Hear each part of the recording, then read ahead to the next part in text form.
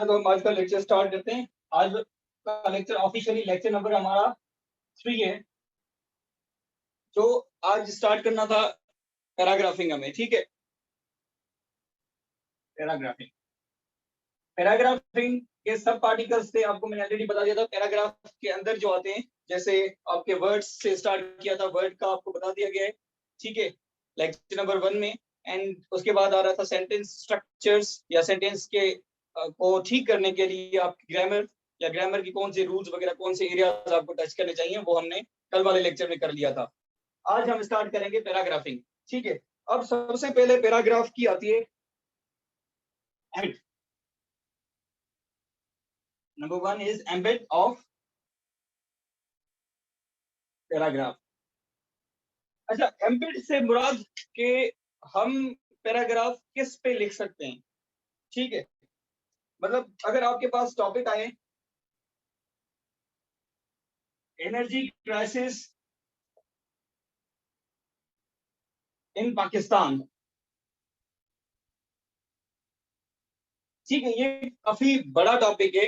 इस पे आप एक पैराग्राफ अगर लिखना चाहें भी तो नहीं लिख सकते हैं।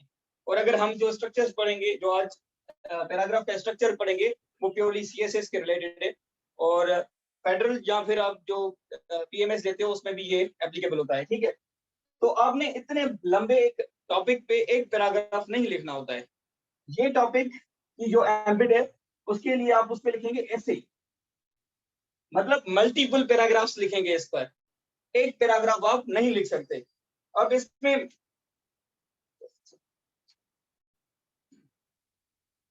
जैसे फॉर एग्जांपल अगर इसी को ही हम दूसरा टॉपिक लेते हैं, पॉवर्टी इन पाकिस्तान,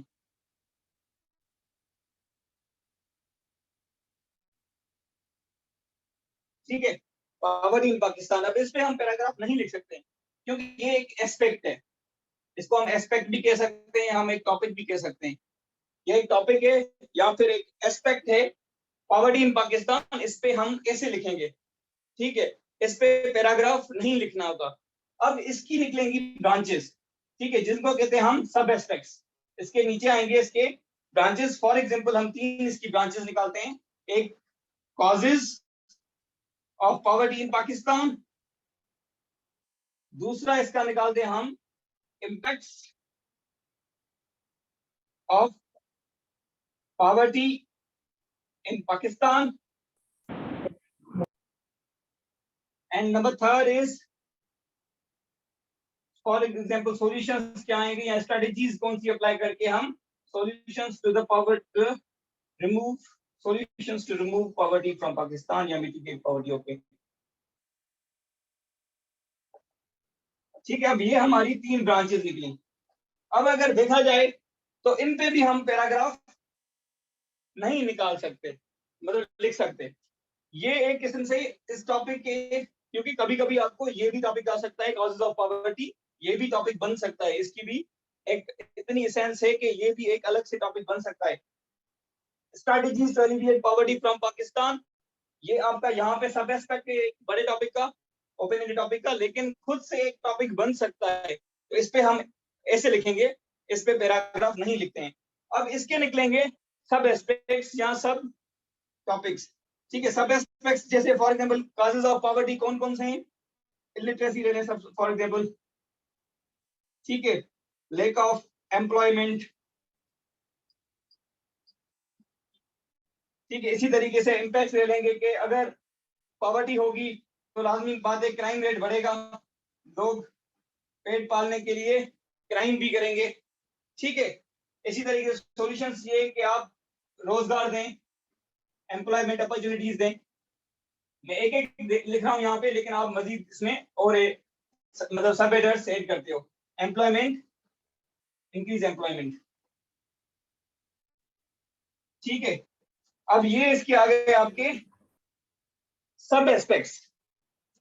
अब इन पे एक अलग अलग आप पैराग्राफ लिखेंगे। लिटरेसी पे एक अलग पैराग्राफ लिखेंगे, ठीक है। दूसरा आपका पैराग्राफ लैक ऑफ एम्प्लॉयमेंट पे आएगा।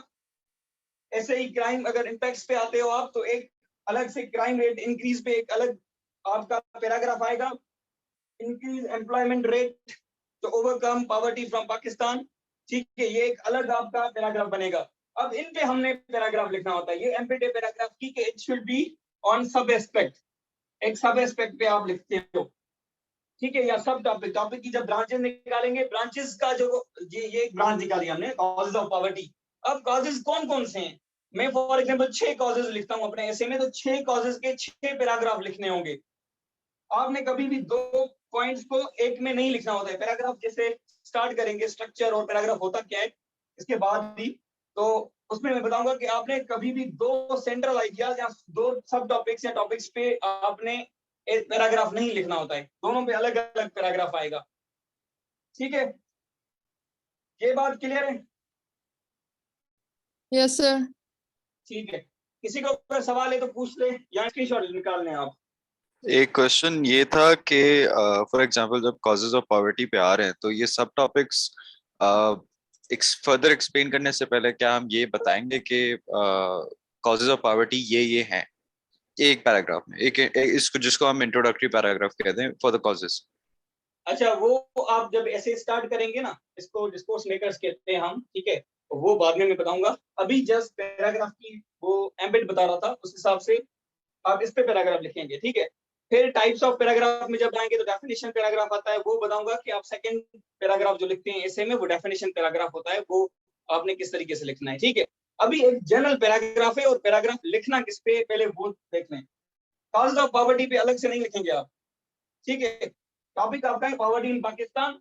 अब इस पे जब ऐसे लिखेंगे ना, तो फर्स्ट वन आएगा कि फॉर एग्जांपल आप रीसेंट सिनेरियो देना चाहते हो, डिस्कोर्स मेकर्स के हिसाब से पॉवर्टी इन पाकिस्तान का आपने रीसेंट सिनेरियो दिया है, उस पे एक पैराग्राफ आ सकता है, जस्ट रीसेंट डेवलपमेंट आपने दिए, उसमें सेंट्रल आइडिया आपका हो गया रीसेंट डेवलपमेंट्स कि पाकिस्तान ने पॉवर्टी को कम करने के लिए, या जो अभी कंडीशन है पॉवर्टी की वो देना चाहते हो, तो वो भी आप दे सकते हो कि पाकिस्तान में अभी की कंडीशन क्या है पॉवर्टी की, मतलब कितना रेशियो आपका बिलो पॉवर्टी लाइन है, ठीक है। वो एक पैराग्राफ आ सकता है, वो अलग टाइप से, जब टाइप पे आएंगे तो हम उस पे आ जाएंगे। लेकिन अभी जो हम बॉडी के ऐसे की जो बॉडी होती है, आपका ऐसे स्टार्ट होता है, ये आपका ऐसे में सबसे पहला आपका इंट्रोडक्शन पैराग्राफ होता है, ठीक है। और जो अभी मैं पैराग्राफिंग एम्बिट बता रहा हूँ या जो स्ट्रक्चर बता रहा हूँ, वो इंट्रोडक्शन पे अप्लाई नहीं होता है, ठीक है। आपका लास्ट जो होता है, फॉर एग्जांपल थर्ड कर देते हैं अभी, वो आता है आपका कंक्लूजन या कंक्लूडिंग पैराग्राफ, ठीक है। वो भी अलग स्ट्रक्चर है और इंट्रोडक्शन का भी अलग स्ट्रक्चर है। इन दोनों पे अभी वाला स्ट्रक्चर अप्लाई नहीं होता है, हालांकि ये भी पैराग्राफ्स ही हैं, लेकिन इस पे आपने वो अलग तरीके से इंट्रोडक्शन की, जैसे मैं 8 से 10 टाइप्स आपको सिखाऊंगा इंट्रोडक्शन लिखने के, ठीक है। अभी वाला जो मेथड करवा रहा हूँ वो बॉडी पैराग्राफ्स के लिए है। जो अभी वाले स्ट्रक्चर्स ये आज सीखेंगे पूरा स्ट्रक्चर हम, ठीक है। ये एम्बेड जो बताइए ये इनकी है बॉडी पैराग्राफ, मतलब सेकंड पैराग्राफ से लेकर आप सेकंड लास्ट पैराग्राफ तक ऐसे में ये पैटर्न फॉलो करेंगे, ठीक है। क्लियर है ये बात? यस यस सर, ठीक है सर, आगे आ लो। Yes sir.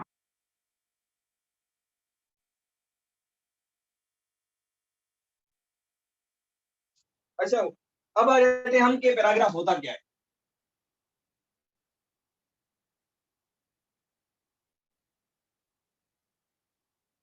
ठीक है, पैराग्राफ है क्या? सिंपली अगर इसको डेफिनेशन दें तो ये it is a collection of sentences,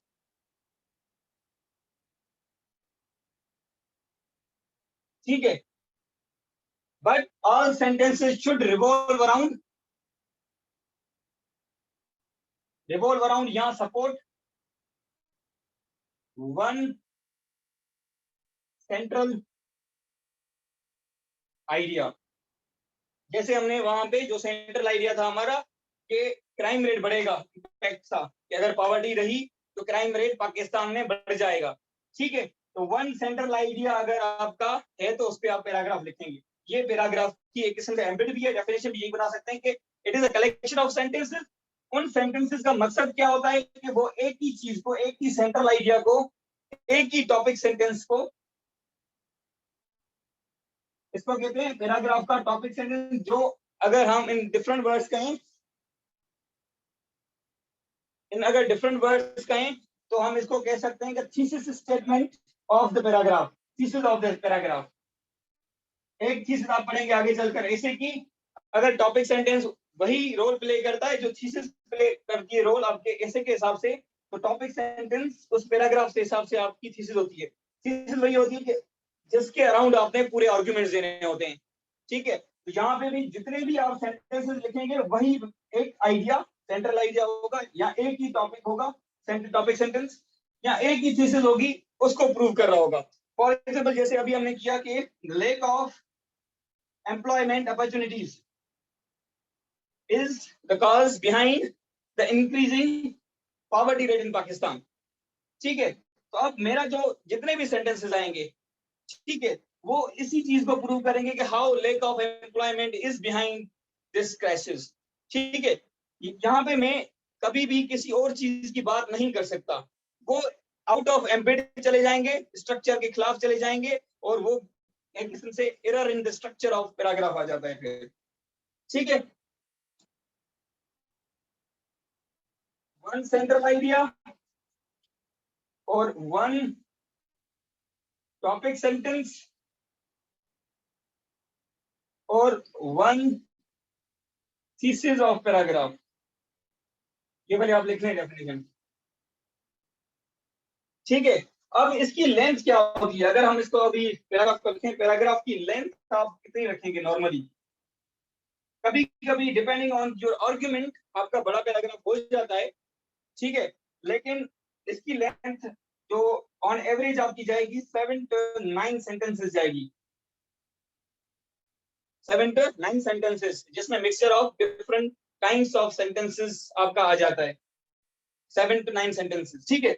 length आपने यही रखनी है, मोस्ट प्रोबेबली कोशिश करें कि बराबर रहे, लेकिन वेरी कर सकती है, ये कोई हार्ड एंड फास्ट रूल नहीं है कि आपने सब में 7 सेंटेंसेस ही देने हैं, डिपेंडिंग ऑन योर आर्गुमेंट। अगर किसी में आपके पास केस स्टडी 2 हैं और आप 2 ही लिखना चाहते हैं तो 2 लिख लें, कोई मसला नहीं है। वो जब बॉडी पे आएंगे, स्ट्रक्चर के बाद जब हम बॉडी पे आएंगे, बॉडी डेवलपमेंट में, तो उसमें कभी कभी आपके पास एक ही पैराग्राफ के टॉपिक सेंटेंस या फिर सेंट्रल आइडिया को प्रूव करने के लिए बॉडी में देने के लिए मल्टीपल केस स्टडीज भी होती हैं, तो आप वो अगर देंगे तो थोड़ी लेंथ बढ़ जाती है, ठीक है।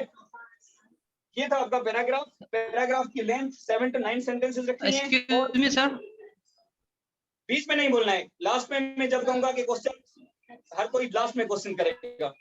कल काफी लोगों ने मुझे कंप्लेन की कि सर समझ में से नहीं आता है। जैसे ही बोर्ड कंप्लीट हो जाएगा, I would refer to you कि अब क्वेश्चन है कि नहीं है, फिर क्वेश्चन करना है। बीच में कोई भी नहीं, लिखते जाएं अपने क्वेश्चन, ठीक है।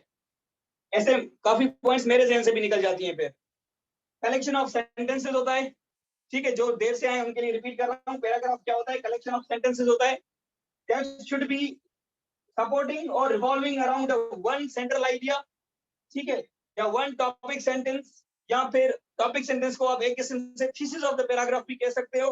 अगर उस ये आपने पैटर्न फॉलो किया तो एक किस्म से आप एम्बेड में भी रहते हो, ठीक है, एम्बेड ऑफ द पैराग्राफ।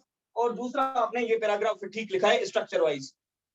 अगर कोई भी सेंटेंस, एक भी सेंटेंस आपका इस टॉपिक सेंटेंस जो आपका है, फॉर एग्जांपल यहाँ पे जो मैंने एग्जांपल दिया था लैक ऑफ एम्प्लॉयमेंट अपॉर्चुनिटीज, तो अगर इसके अलग है कोई, आपने जो सेंट्रल आइडिया लिखा है खुद टॉपिक सेंटेंस, उसके सर आई एम लेट, हाँ वही रिपीट ही तो कर रहा हूँ अमजद, ठीक है। अगर सेंटेंस है और लेट आने की वजह आप खुद होते हो, मैं 10-15 मिनट पहले आ जाता हूँ क्लास के लिए ताकि मुझे पूरी सेटअप करना होता है, थैंक यू। ठीक है। तो एक ही सेंट्रल आइडिया होता है और उसी को प्रूव करना है। उस सेंट्रल आइडिया के बाहर आपने बात नहीं करनी है। आगे चल के जैसे मैं एग्जांपल्स करवाऊंगा पैराग्राफ के, 1-2 पैराग्राफ पूरे के पूरे यहाँ पे लिख के भी दिखाऊंगा, तो फिर आपको ज्यादा बेहतर ये समझ में आ जाएगा।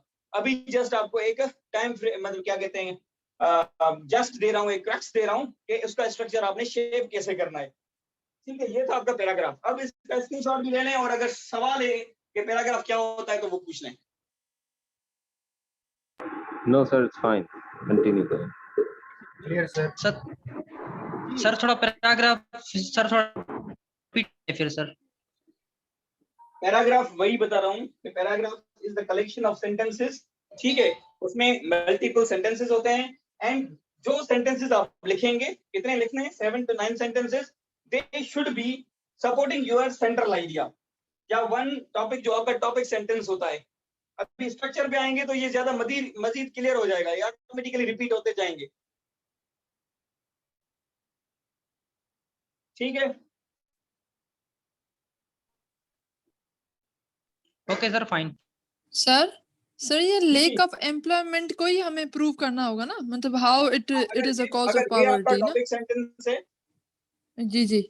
हाँ अगर ये आपका टॉपिक सेंटेंस है तो फिर आपका यही सेंट्रल आइडिया है और इसी को ही प्रूव करना है आपको सारे सेंटेंसेस में। Okay sir, thank you. ठीक है, अब अगर फॉर एग्जांपल स्ट्रक्चर पे आ जाते हैं, यहाँ पे ज्यादा क्लियर हो जाएगा, उसके बाद आपके सारे सवालों के जवाब आ जाएंगे। स्ट्रक्चर ऑफ पैराग्राफ, ठीक है, पैराग्राफ का स्ट्रक्चर, आपने पैराग्राफ को लिखना कैसे होता है। फॉर एग्जांपल इसमें सबसे पहले आपने इंटेंट छोड़नी होती है, इंटेंट, ठीक है, इंटेंट कहते हैं मतलब टेप जितना स्पेस छोड़ना होता है फर्स्ट लाइन के बाद, फिर आप स्टार्ट करते हो, ये आपने फर्स्ट सेंटेंस लिखा, ठीक है, ये आपका फिर आता है पूरा मल्टीपल सेंटेंसेस आएंगे यहाँ पे, ठीक है, और ये आपका फॉर एग्जांपल ये ब्लू से कर देता हूँ, ये आपका लास्ट सेंटेंस है आपके पैराग्राफ में, यहाँ पे आपका पैराग्राफ खत्म हुआ। मोस्ट प्रोबेबली आपने करना क्या होता है, ठीक है, चैट बॉक्स को अभी छोड़ दें, अभी इस पे फोकस करें, कोई भी मैसेज ना करें, सवाल मैं पूछूंगा सबसे, इवन बाद में चैट बॉक्स भी देख लेता हूँ, ठीक है। यहाँ से जब आपने फर्स्ट सेंटेंस लिखना होता है, सीएसएस के अगर पैटर्न को देखें, मोस्ट प्रोबेबली मैंने भी ऐसे ही किया था, आपका फर्स्ट सेंटेंस आपका मोस्ट प्रोबेबली टॉपिक सेंटेंस होता है, या इसको आप कहते हो सेंट्रल आइडिया या थीसिस ऑफ योर पैराग्राफ, ठीक है, जिस पे आपने पूरी बात करनी होती है, मतलब जिस पे पूरे सेंटेंसेस बाद में आएंगे। फर्स्ट सेंटेंस आपका टॉपिक सेंटेंस होगा, फर्स्ट सेंटेंस। सर जो टॉप सर जो सर जो सर जो बीच में सवाल टॉपिक नहीं करने सेंटेंस को होता है, मना अगर किया वो था, पॉजिटिव बीच में सवाल करने से मना जो किया है, फिर जो सपोर्टिंग सेंटेंस होगा वो भी मैंने मना किया है, जवाब जवाब सर, ही ये नहीं दूंगा थोड़ी मैं। चीज क्लियर हो जाती है सर, मेहरबानी। लास्ट में भी हो जाएगी, अभी ओके दूसरों को आप डिस्टर्ब कर रहे हो। मैंने स्ट्रिक्टली मना किया है आज कि आप जैसे ही एक में okay sir, board okay. Complete कर लूंगा, उसके बाद आपने सवाल करना है,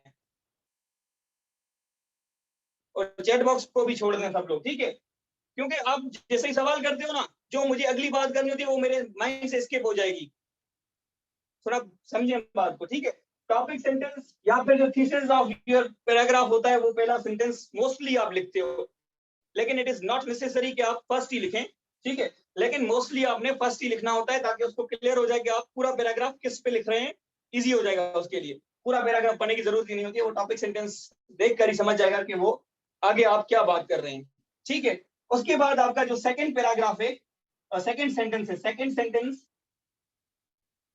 से आपकी बॉडी स्टार्ट हो जाती है, बॉडी ऑफ द पैराग्राफ। सबसे पहले आता है आपका टॉपिक सेंटेंस, ठीक है, उससे आपने इनिशिएट किया, उसके बाद आपकी आती है बॉडी।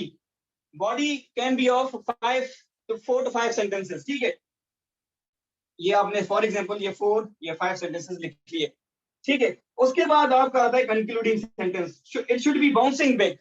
अब कंक्लूडिंग सेंटेंस आता है मोस्ट प्रोबेबली इसकी एक किस्म से आप कहेंगे पोजीशन फिक्स है, अगर आप लिख रहे हैं, ठीक है, तो कंक्लूडिंग सेंटेंस एंड लिखें तो अच्छी बात होती है, वो आपका लास्ट आएगा। इसके साथ यहाँ पे आता है आपका ट्रांजिशन वर्ड कनेक्टिविटी के लिए, क्योंकि अब आप बाउंस बैक करने वाले हैं, तो इसीलिए फिर आप ट्रांजिशन वर्ड देंगे पहले। ट्रांजिशन वर्ड फॉर एग्जांपल, अगर ट्रांजिशन वर्ड का एग्जांपल दूं, थस या फिर एर्गो, देयरफॉर, ऐसे काफी हैं। उसके बाद आपकी कामा आती है, ये मैंने आपको कल भी बताया कि कामा का यूज में, ठीक है। थस फिर आपका यहाँ पे अब आएगा क्या कहते हैं, कंक्लूडिंग सेंटेंस,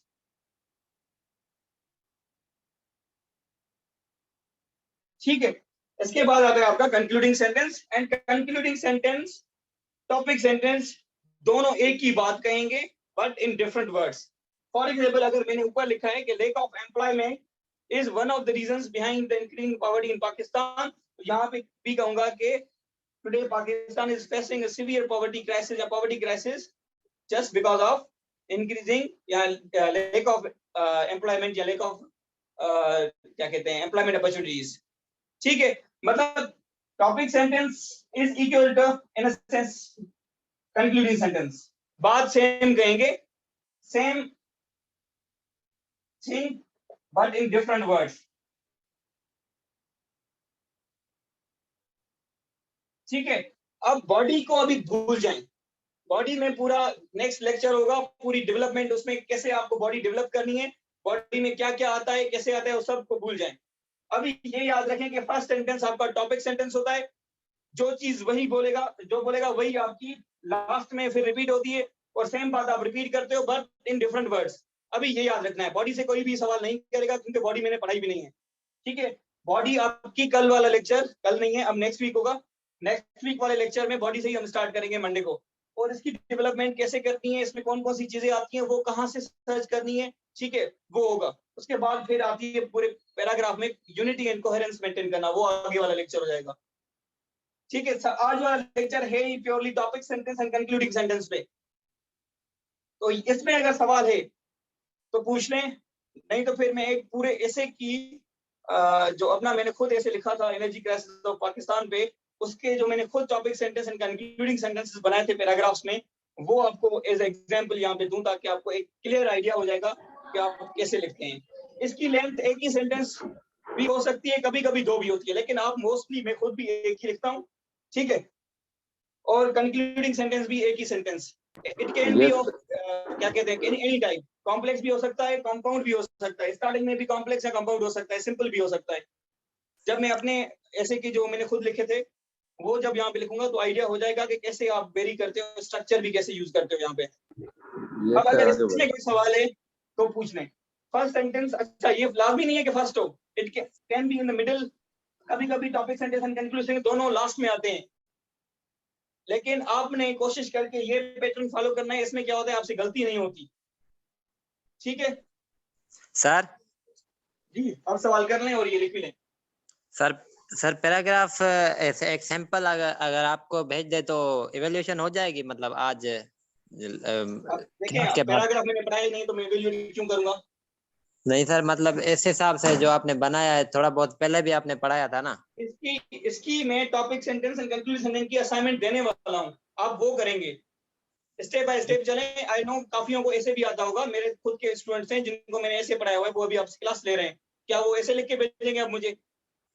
नहीं, मतलब एक स्टेप बाय स्टेप सेटअप चल रहा है ना आपका, topic sentence and conclusion sentence की आज आपको असाइनमेंट मिलेगी, आपने वो करनी है सबसे पहले, ठीक है सर, थैंक यू। ठीक है ना, वो करें तो पैराग्राफ का असाइनमेंट अलग आएगा, नेक्स्ट वीक आपका पैराग्राफ होगा, फिर आप पैराग्राफ्स लिखेंगे तो फिर वो असेस हो जाएंगे आपके। ठीक है, थैंक यू सर। ठीक है, अस्सलाम वालेकुम सर। वालेकुम सलाम। सर जो आपने टॉपिक सेंटेंस बताया उसे कैची या इम्प्रेसिव कैसे लिखें? स्टार्टिंग में जैसे अगर टॉपिक है पॉवर्टी इन पाकिस्तान, वो मेन टॉपिक है, उसमें सब टॉपिक्स आ जाते हैं, जैसे आपने कहा लैक ऑफ एम्प्लॉयमेंट, अगर वो आ जाता है तो हमें ये मेन टॉपिक भी इनकॉर्पोरेट करना पड़ेगा इसमें। हाँ वही इसी पे आ रहा हूँ ना, अभी इसके बाद जब मैं टॉपिक सेंटेंस स्टार्ट करूंगा तो टॉपिक सेंटेंस को ये अभी स्ट्रक्चर वाइज बता रहा था कि फर्स्ट प्लेस कैसे होगी, सेकंड कैसे, माइक इसका ऑन है ऑफ कर दें, ठीक है। उसके बाद टॉपिक सेंटेंस में क्या आना चाहिए, उसकी डेफिनेशन प्रॉपर कैसे करते हैं, वो भी आने हैं उस पे ना।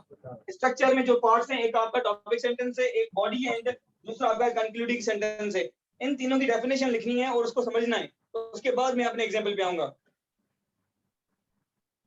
तो इसमें क्लियर हो जाएगा आपको। दोबारा रिपीट कर दें, कुछ समझ हाँ वही नहीं आया। टॉपिक सेंटेंस होगा, अभी रिपीट के टॉपिक सेंटेंस कैसे कैची बनाना है, कैसे लिखना है आपको, ठीक है, वो आ रहे हैं हम। ये जब स्ट्रक्चर समझेंगे, फर्स्ट सेंटेंस आपका टॉपिक सेंटेंस होगा, सेकंड सेंटेंस से आपकी बॉडी स्टार्ट होती है एंड लास्ट सेंटेंस आपका कंक्लूडिंग सेंटेंस होता है। मोस्टली आपने यही रूल फॉलो करना होता है, ठीक है। बॉडी में क्या क्या आएगा ये नेक्स्ट लेक्चर होगा, उस पे बॉडी की डेवलपमेंट, उसमें कैसे कैसे स्टडीज आएंगी और कैसे एग्जांपल्स कहाँ से लेके आने हैं, वो भी सारी चीजें आएंगी, ठीक है। अभी बस ये आपका आज वाला असाइनमेंट भी इस पे topic sentence and concluding sentence पे, तो अभी आपने फोकस इस पे करना है कि topic sentence and concluding sentence क्या है, वो एक ही बात कैसे करते हैं और हमने उनको कैसे शेप करना है, ठीक है। अभी मैं टॉपिक सेंटेंस को आपको मजीद बता देता हूँ। सर कंक्लूडिंग सेंटेंस में बस हम स्ट्रक्चर चेंज करेंगे और वर्ड्स चेंज करेंगे ना, जो टॉपिक वर्ड्स सेंटेंस भी होगा चेंज कर हमारा। सकते हो, स्ट्रक्चर भी चेंज कर सकते हो, एक्टिव से पैसिव बना सकते हो, लेकिन it should B change from the first one. Same words ना लिखे तो ज्यादा लेकिन बेहतर सर सेंस सर से should be the same। Sir sense should be change the ना same। होना, सेंस चेंज नहीं होना चाहिए, बाकी वर्ड्स भले। Okay sir, okay okay okay ठीक सर। है। अब आपका फर्स्ट वन था द टॉपिक सेंटेंस। अब ये होता क्या है, ये आपका सिंगल सेंट्रल आइडिया होता है, सिंगल सेंट्रल आइडिया। या अगर पैराग्राफ की कहें तो ये थीसिस स्टेटमेंट होती है। एक तो ये बात मैंने ऑलरेडी कह दी है, ठीक है। इसके बाद ये आपको कैची इस सेंस बनाना है कि इसको आपने कनेक्ट करना होता है, connect it to the with the करना, ठीक है, with the thesis of essay. Thesis of essay in sense कि अगर फॉर एग्जांपल ऐसे में कोई आपने स्टांस किया हुआ है तो वो टॉपिक सेंटेंस में शो होना चाहिए। ये जब हम ऐसे में करेंगे, इस चीज को दोबारा रिपीट करवाऊंगा उस वक्त कि आप कैसे टॉपिक सेंटेंस को फ्रेम करेंगे ताकि उसमें आपकी एक किस्म की थीसिस स्टेटमेंट से कनेक्शन शो हो जाए, ठीक है। एक काम ये आपने टॉपिक सेंटेंस पे करना होता है। दूसरा काम ये करना होता है कि इट शुड शो कि क्या ये कॉज है, ये टॉपिक सेंटेंस कॉज का लिखा है आपने, या इम्पैक्ट का लिखा है, या फिर आपने सॉल्यूशन का लिखा है। मतलब उसकी वर्डिंग ये सेंस आपने बनानी है। जब मैं अपने एग्जांपल्स करवाऊंगा आपको, उसमें से आपको क्लियर हो जाएगा कि किस तरीके से, अगर कॉज का है तो उसकी वर्डिंग में से ही आपको क्लियर हो जाएगा। फॉर एग्जांपल अगर मैं कहूँ आपका ऐसे में बीच से खोल के किसी भी मिड ऑफ द पैराग्राफ जाके, मिडिल वन पैराग्राफ जो है उसमें से उसका टॉपिक सेंटेंस पढ़ता हूँ, मुझे वो पता चल जाए कि मैं कहाँ पे हूँ। इधर मैं कॉज पढ़ रहा हूँ एक, या एक इम्पैक्ट पढ़ रहा हूँ, या सोल्यूशन पढ़ रहा हूँ, ठीक है। मतलब उसकी वर्डिंग इस तरीके से आपने फ्रेम करनी होती है कि वो शो करे कि कॉज का टॉपिक सेंटेंस है, या इम्पैक्ट का, या सॉल्यूशन का है, ठीक है।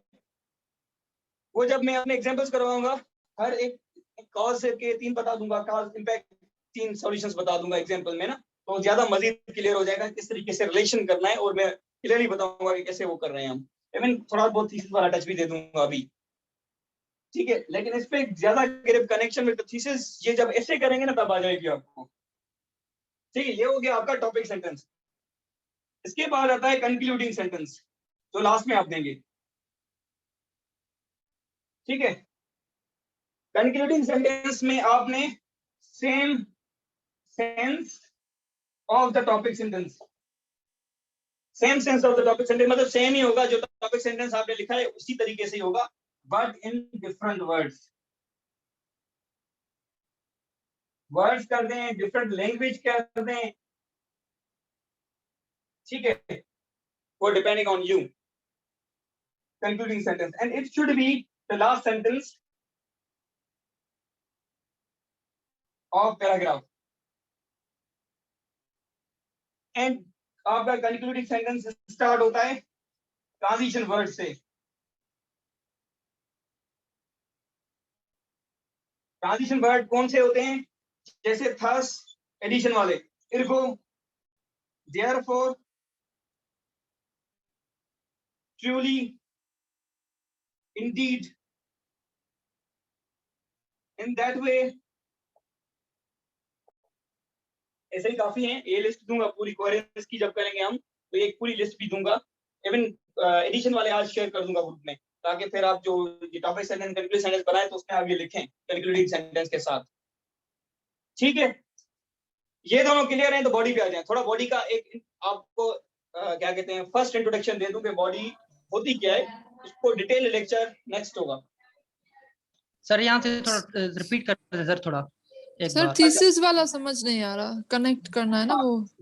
हाँ थीसिस पे आ जाते हैं, वो थीसिस वैसे क्लियर हो जाएगी ज्यादा आगे चल के, लेकिन बताना मेरा फर्ज था इसलिए ये भी बताइए। अब देखें थीसिस क्या होता है। फॉर एग्जांपल अगर मैं कह रहा हूँ अभी टॉपिक आया था आपका 2021 में ग्लोबलाइजेशन प्रोज एंड कॉन्स, ठीक है। अब मेरी थीसिस होगी उसमें, मैं या तो प्रोज को सपोर्ट करूंगा या तो कॉन्स को करूंगा, एक साइड को मैंने सपोर्ट करना है, ठीक है। अब फॉर एग्जांपल मेरे पैराग्राफ जब मैं प्रोज के लिखूंगा, मैंने मिडवे लिया है, अगर फॉर कोई मिडवे भी ले सकता है तो उसमें कौन भी लिखेगा। जब मैं प्रोज के पैराग्राफ्स लिखूंगा तो मेरा ये पैराग्राफ उसको बताएगा कि ये प्रोज है, और मेरी इंटेंसिटी वर्ड्स की शो करेगी कि आई एम फेवरिंग प्रोज, ठीक है। वर्डिंग इस तरीके से करूंगा कि मेरी जो थीसिस स्टेटमेंट में स्टांस है कि आई एम फेवरिंग प्रोज, वो मेरे शो होंगे, ठीक है। जब कौन दूंगा ऑटोमेटिकली मेरी लैंग्वेज थोड़ी हल्की रहेगी, ताकि उसको शो ना हो कि मैं इंटेंसिटी इस पे दे रहा हूँ, ये मेरी साइड है, मैं उस पे लिखूंगा कि लोग ऐसे कहते हैं कि इसके कॉन्स भी हैं लेकिन हम उनको ठीक कर सकते हैं, जैसे अगर मैं उर्दू में बता रहा हूँ ऐसे ही उसमें लिखते हैं हम फिर इंग्लिश में, ताकि फिर वो आपका स्टांस नहीं है, वो आपका एक वो क्या कहते हैं थीसिस नहीं है। थीसिस में आपका स्टांस अगर प्रोज की तरफ है तो जब आप प्रोज के पैराग्राफ लिखेंगे उसमें इंटेंसिटी वो शो करेंगे कि you are favouring this area, तो टॉपिक सेंटेंस में ऑटोमेटिकली इस टाइप की लैंग्वेज आ जाती है। ठीक है, फिर अगर आप कॉन्स के पैराग्राफ्स लिखते हो जब और उसकी साइड आप फेवर नहीं कर रहे हो तो उसमें वर्डिंग ऐसे लिखेंगे कि आपके वो अपने एरिया नहीं है, वो कुछ और कह रहे हैं। जैसे आप ये ज्यादा क्लियर हो जाएगा, आप जैसे काउंटर पर्सपेक्टिव लिखते हैं, हम आगे चल के आप काउंटर पर्सपेक्टिव का पैराग्राफ भी करेंगे ना, तो काउंटर पर्सपेक्टिव ये होता है कि आप नहीं कह रहे, ये काफी और लोग कह रहे हैं जिनके आप मुखालिफ हो। ठीक है, तो उनका व्यू देने वक्त आपने लैंग्वेज उस तरीके से शेप करनी होती है कि वो आपकी थीसिस नहीं है, उसका टॉपिक सेंटेंस में ऑलरेडी आपने इस तरीके से ही उसको शो करना है कि it is not your view.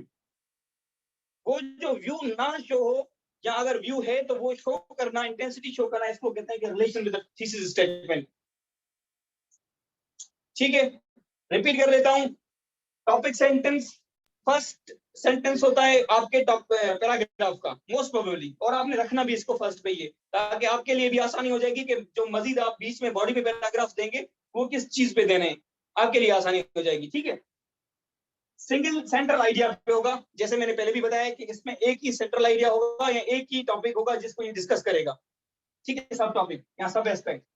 अब इसमें दो चीजें करना लाजमी होती हैं आपके टॉपिक सेंटेंस में, एक इसको आपने कनेक्शन देना होता है विद योर थीसिस, मतलब इंटेंसिटी शो करनी होती है कि आप किस साइड को फेवर कर रहे हैं।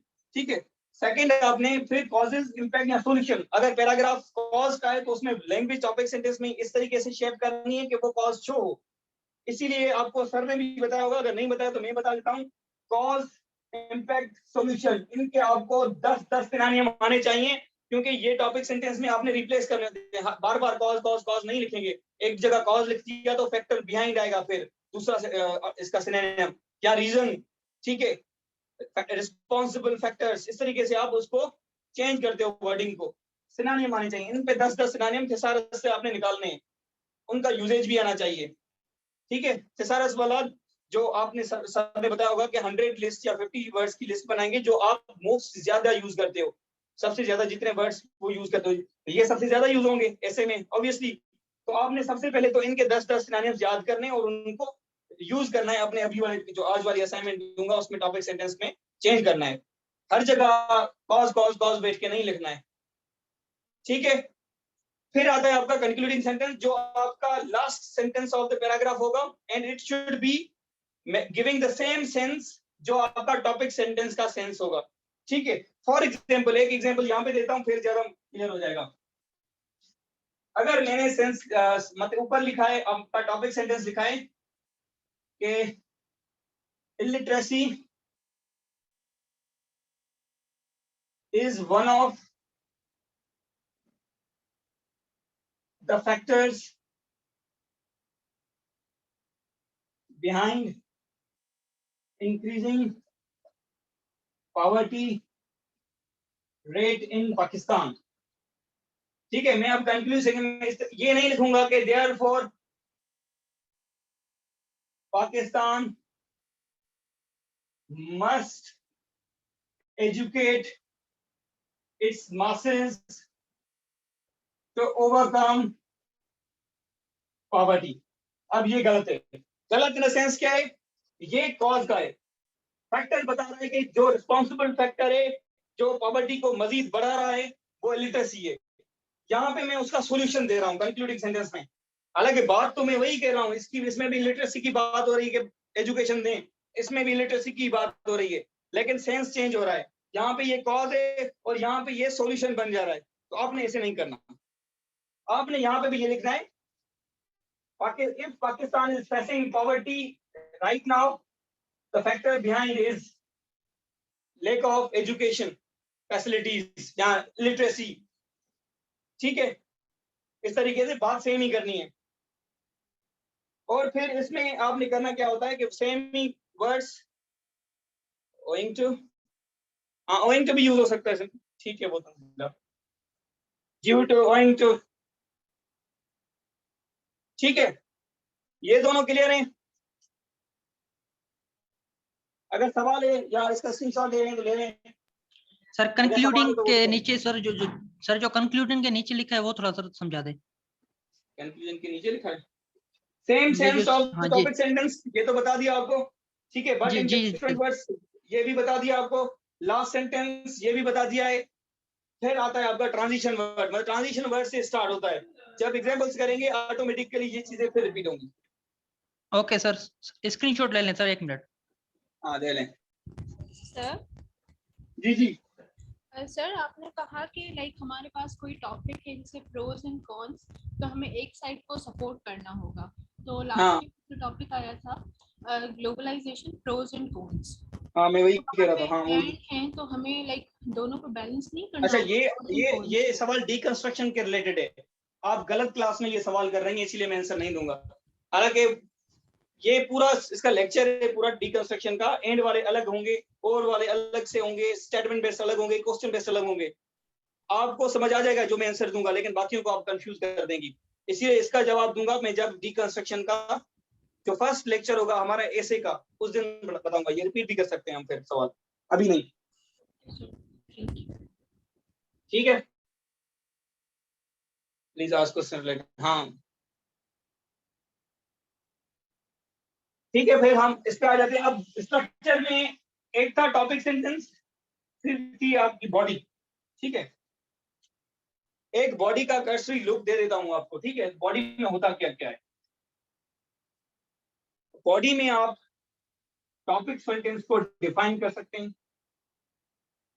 डेफिनेशन सेंटेंस, अगर फॉर एग्जांपल टॉपिक सेंटेंस में मैंने कोई ऐसा वर्ड लिख दिया है जो साइंटिफिक है and it is new, it may be new for the audience, तो आपने उसको फिर सेकंड सेंटेंस में, मतलब फर्स्ट सेंटेंस आपका टॉपिक सेंटेंस है, तो सेकंड सेंटेंस में टॉपिक सेंटेंस में अगर कोई ऐसा मैंने वर्ड दिया है, जैसे फॉर एग्जांपल ग्लोबल वार्मिंग, ठीक है, मैंने ग्लोबल वार्मिंग को इंट्रोड्यूस करवाया है, या कोई ऐसे फॉर एग्जांपल कार्बन टैक्सिंग, ठीक है। अब ये कोई एक पर्टिकुलर लैंग्वेज है जो मे बी चेकर को या ऑडियंस आपका जो रीडर होगा उसको पता ना हो, तो आपने सेकंड सेंटेंस में आपने फिर टॉपिक सेंटेंस है वो जो होगा आपने वो डिफाइन करना होता है कि व्हाट इज कार्बन टैक्सिंग या व्हाट इज ग्लोबल वार्मिंग, फिर उसकी डेफिनेशन लिखेंगे आप कि वो असल में ये है, ठीक है। लिखना लाजमी नहीं है, लेकिन लिखें तो लिख सकते हो, ठीक है, वो होगा, लेकिन सेकंड डेफिनेशन सेकंड सेंटेंस होगा आपका पैराग्राफ का, इसको आगे पीछे नहीं कर सकते। इसके बाद इसमें आते हैं आपके सपोर्टिंग आर्ग्यूमेंट्स। सपोर्टिंग आर्ग्यूमेंट्स, अब सपोर्टिंग आर्ग्यूमेंट्स क्या है, जो आपने टॉपिक सेंटेंस दिया है, जो आपने सेंट्रल आइडिया एक इनिशिएट किया है खुद ही ऊपर, उसको प्रूव करेंगे, एक किस्म से ये प्रूव करेंगे जो आपके प्रूविंग योर टॉपिक सेंटेंस, ठीक है। ये आपके 2 से 3 आ सकते हैं डिपेंडिंग ऑन योर नॉलेज, ठीक है। उसके बाद आप अपने जो सपोर्टिंग आर्ग्यूमेंट्स हैं इनको प्रूव करने के लिए प्रूफ देंगे। प्रूफ कैसा हो सकता है, फॉर एग्जांपल दे दिया, या आपने केस स्टडी दे दी, ठीक है। इसके अलावा आप डेटा, फैक्ट्स या कोई भी फिगर्स आपकी जो जहन में आती हैं वो दे सकते हैं। बुक रेफरेंसेस, ठीक है। Quotations can be direct, can be indirect, ठीक है। ये सारी चीजें आप बॉडी में अंदर देते हो, लेकिन they all should be revolving around your topic sentence, यहाँ प्रूविंग और revolving around your topic sentence, इसके बाहर आप नहीं जा सकते। बॉडी इन डिटेल में होगी, ये कहाँ से आपने कैसे स्टडीज निकालनी है, एग्जांपल्स निकालने, सर्चिंग इनके लिए कैसे करनी है, ठीक है, और कैसे शेप करना है बॉडी को, वो एग्जांपल के साथ आगे नेक्स्ट लेक्चर में होगा। अभी जस्ट टॉपिक सेंटेंस कंक्लूडिंग में करना है, कंक्लूडिंग सेंटेंस को समझना है, ठीक है। अभी जो मेरे अपना ऐसे था मेरा एनर्जी क्राइसिस इन पाकिस्तान, उसके जो जितने भी मैंने टॉपिक सेंटेंस उस वक्त बनाए थे, वो मैं अभी आपको लिख के दिखाऊंगा यहाँ पे कैसे मैंने बनाए थे, और आप भी इस तरीके से शेयर कर सकते हो, ठीक है। बॉडी क्लियर है, स्क्रीनशॉट ले लें। सर ये जो आपने डिफाइन का बताया, तो सेकंड सेंटेंस में हम जो है इलिटरेसी को डिफाइन करेंगे ना, जैसे मेरा इसमें मैंने लिखा है ना, सही लिटरेसी तो आपने टॉपिक सेंटेंस यहाँ पे जी। लिटरेसी था, ठीक है, लेकिन ठीक है। लिटरेसी इज क्वाइट अंडरस्टूड, ठीक है। Yes sir. कोशिश यही करनी है डिफाइन वाला आप फार्मूला तब लगाएं, सेकंड सेंटेंस तब लगाएं जब कोई साइंटिफिक वर्ड आ जाए या कोई ऐसा न्यू वर्ड आ जाए जो मे बी ऑडियंस को ना पता हो या जेकर को ना पता हो। ठीक है, ठीक है सर, खामखा से नहीं थैंक यू। करना, okay.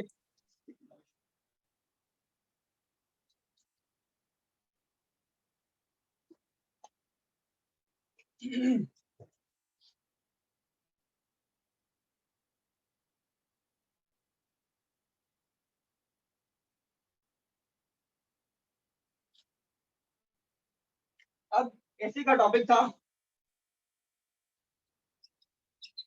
Energy crisis in Pakistan. आपको ये तो पता है ना, क्राइसिस की अगर स्पेलिंग में एस आ जाए तो ये प्लूरल हो जाता है। ठीक है, सोशल क्राइसिस, ठीक है, सोशल क्राइसिस इसमें बहुत ज्यादा आ जाते हैं, फिर ये मतलब plural form of the crisis होता है। ठीक है, सिंगुलर में SIS होगा। अब इसकी जो अगर ब्रांचेस निकालें तो एक आएगा आपका कॉजेस, दूसरा आएगा इम्पैक्ट, तीसरा आएगा सॉल्यूशंस। कॉजेस पे आ जाते हैं पहले। ठीक है,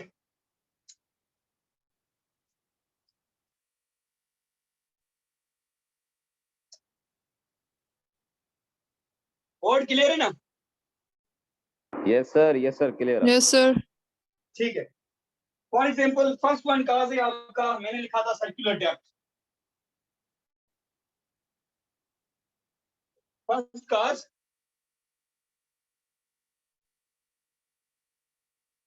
अच्छा, ये किसने अपना व्हाइट बोर्ड खोल दिया है प्लीज? सॉरी, गलती से हो गया।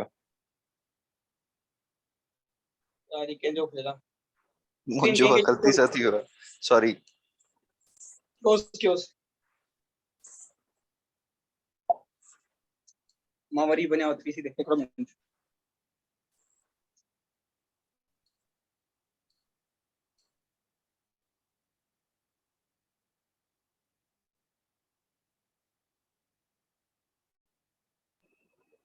टर्न ऑफ न तो दे ये व्हाइट बोर्ड।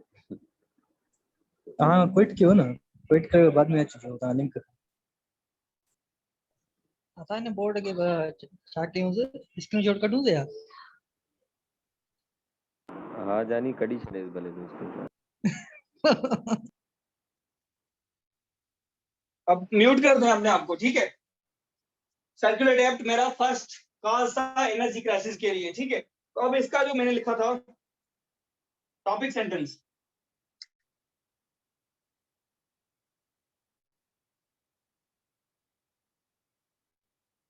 फर्स्ट एंड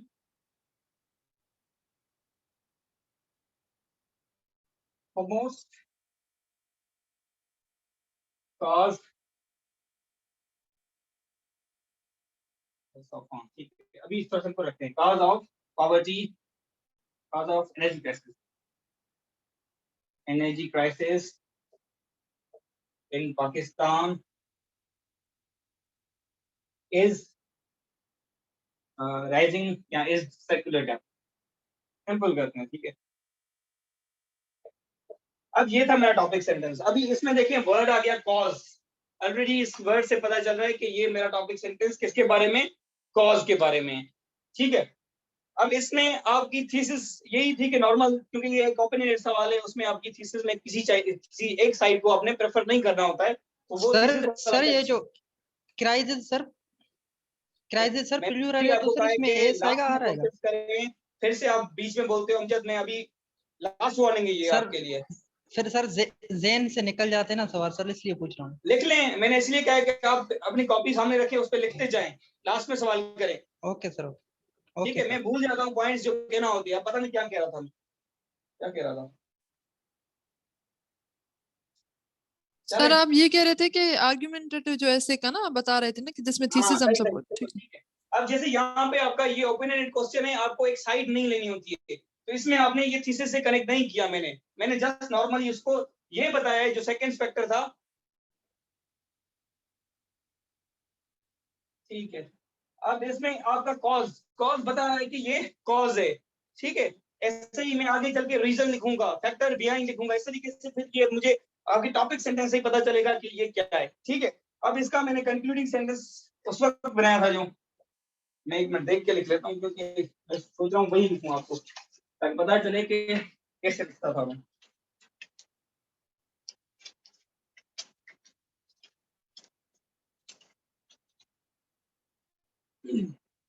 ठीक है, फिर मेरा जो कंक्लूडिंग सेंटेंस था, अब ये आ गया आपका ट्रांजिशन ऑन द होल। ठीक है, इसको सर्च भी कर सकते हैं, इनको भी कर सकते हैं, डिपेंडिंग ऑन यू, जो आपने चेंज करना होता है विथ एवरी कंक्लूडिंग सेंटेंस। ठीक है, circular depth,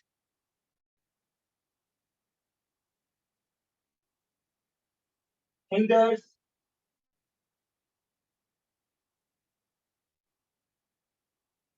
the energy generation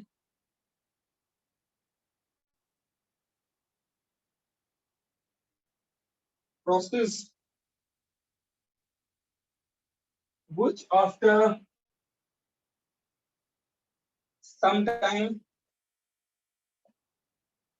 takes the shape of crisis, that is energy crisis। ठीक है, अब ये मेरे बीच में इसमें बॉडी आ जाएगी यहाँ पे पूरी बीच में, उसमें काफी सेंटेंसेस थे, 6 से 7 सेंटेंसेस या 6-5। ठीक है, अब ये एक सेंटेंस था मेरा। अब देखें, इनकी लैंग्वेज डिफरेंट है, पूरी की पूरी डिफरेंट है, लेकिन कॉन्सेप्ट सेम है, बात एक ही कर रहे हैं, सेंस एक ही आ रहा है। ठीक है, ये लिख लें अपने पास या स्क्रीनशॉट ले लें, ताकि कल आप जब असाइनमेंट लिखेंगे उसमें आपने यही topic sentence and concluding sentence निकालने हैं, तो आपको फायदा होगा कि आपने काम करना कैसे है, ये सामने रखना पूरे। और लैंग्वेज कोशिश करना कि जितनी इंप्रोवाइज कर सकते हो आज से करना शुरू करें, भले गलतियां हो, मैं आपको बताऊंगा उन गलतियों पे फिर कैसे काम करना है, लेकिन गलतियां भले करें, लेकिन आप कोशिश करें। जैसे मैंने ये बनाया ना, ये सिंपल ऐसे ही लिख दिया है, ये इजीएस्ट वे ये है कि आप ये लिख दें ऐसे, लेकिन आप इंप्रोवाइज ऐसे करते हैं जैसे मैंने ये कंक्लूडिंग सेंटेंस में किया है। आगे जो लिखेंगे और ज्यादा होगा कि आप कोशिश करें अभी से इंप्रोवाइज करना शुरू करें, ऑटोमेटिकली आपके स्ट्रक्चर्स यूज होना स्टार्ट हो जाएंगे, आपकी लैंग्वेज अच्छी हो जाएगी, आपकी एक्सप्रेशन अच्छा हो जाएगा। ठीक है, ये स्क्रीनशॉट ले लें ताकि मैं बताऊं इसको, फिर सेकंड कॉल करें इसका। सर इम्प्रोवाइज किए थोड़ा वो बताया जो इम्प्रोवाइज देखें, इस लैंग्वेज को देख लें एक बार। On the whole circular depth hinders the energy crisis. अब इसको मैं ये भी लिख सकता हूँ, circular depth is cause of energy crisis, बस। ठीक है, लेकिन मैंने उसको थोड़ा रिलेट करके एक किस्म से जो पैराग्राफ का पूरा पैराग्राफ लिखा था उसको क्रैक्स दिया है अपने कंक्लूडिंग सेंटेंस में। ये इम्प्रोवाइज है। अपने स्ट्रक्चर्स जितने बताए थे कल, उनको यूज करना स्टार्ट करें। आज आपको स्ट्रक्चर्स नजर आएंगे मेरी लैंग्वेज में, जब दूसरे करेंगे तो बताऊंगा। ये स्क्रीनशॉट ले लिया, ठीक है।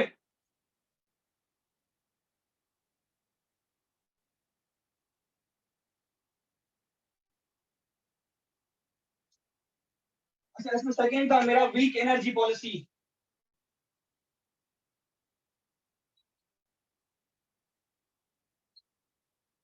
ठीक है, वीक एनर्जी पॉलिसी। अब उसका जो मैंने टॉपिक सेंटेंस बनाया था,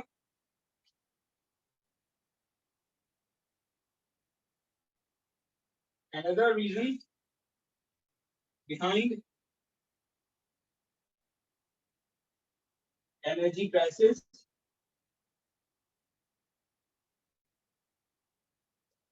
is lack of strong and futuristic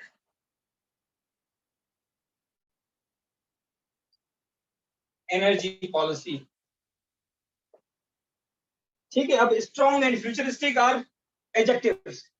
अगर आपको खूबसूरती लानी है अपनी लैंग्वेज में, तो एक एडजेक्टिव्स पे अच्छा काम करें, दूसरा एडवर्ब्स पे अच्छा काम करें, आपकी लैंग्वेज ऑटोमेटिकली अच्छी हो जाएगी, आपके एक्सप्रेशन अच्छा हो जाएगा।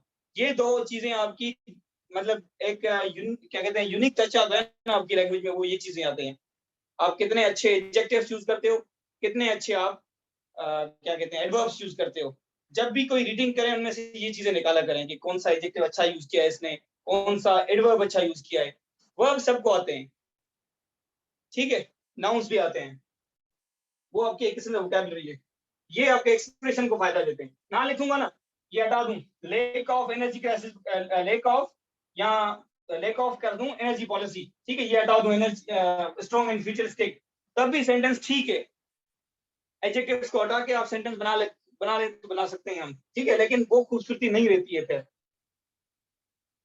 अब ये देखें थोड़ा बड़ा है लेकिन लिख सकते हैं बड़ा, इन the absence of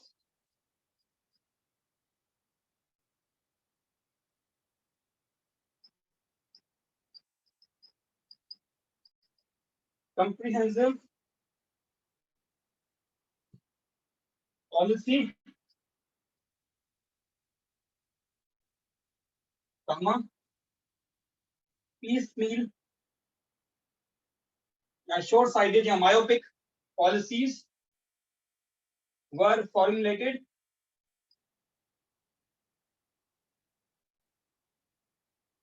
to meet urgent short-term needs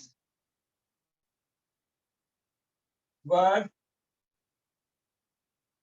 neither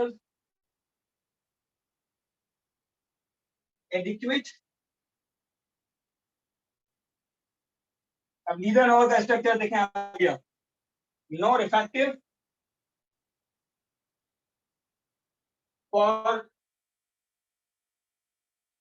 ensuring energy security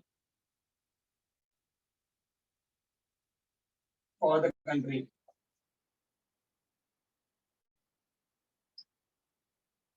ठीक है, ऐसे आप मैंने कंक्लूडिंग सेंटेंस ये बना लिया था उस वक्त।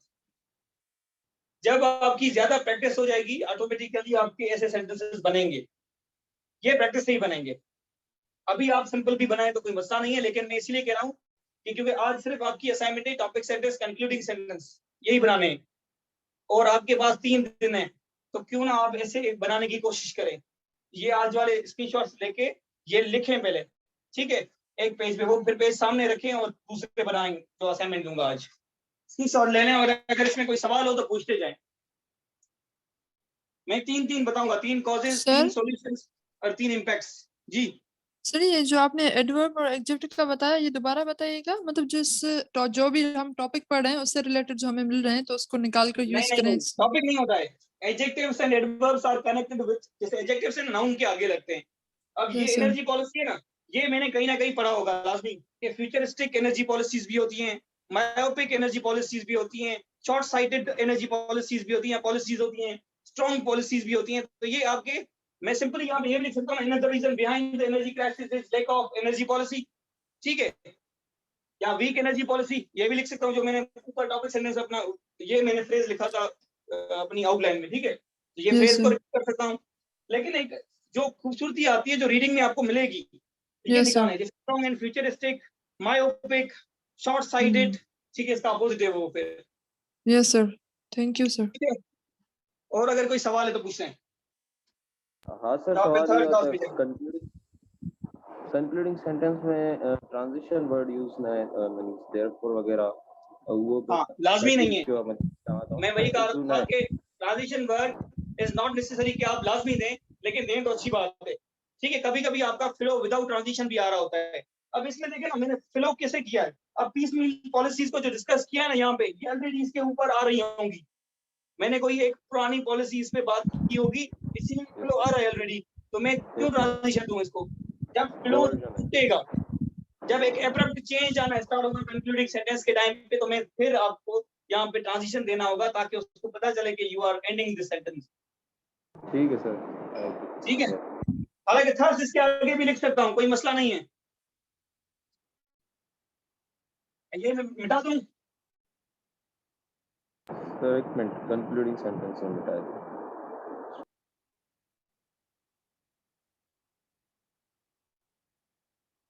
अच्छा, इसमें फिर थर्ड काल जो मैं लिखा था वो था मेरा lake of consensus.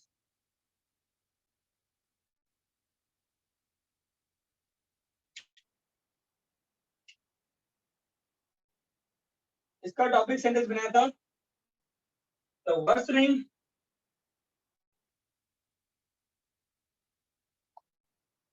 Energy crisis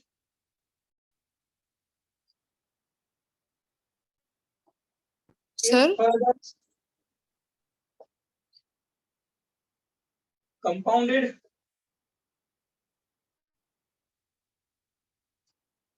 by the lack of consensus between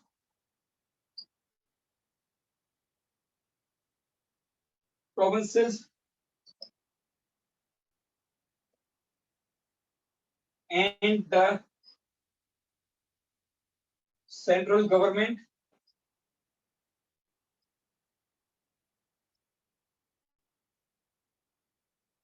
due to politicization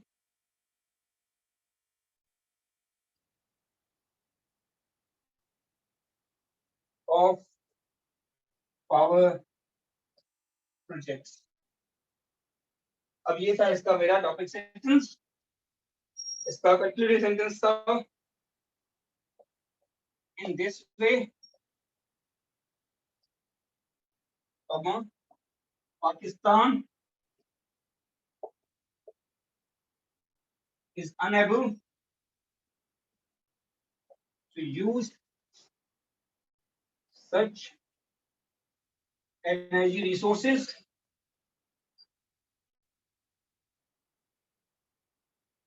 which is further worsening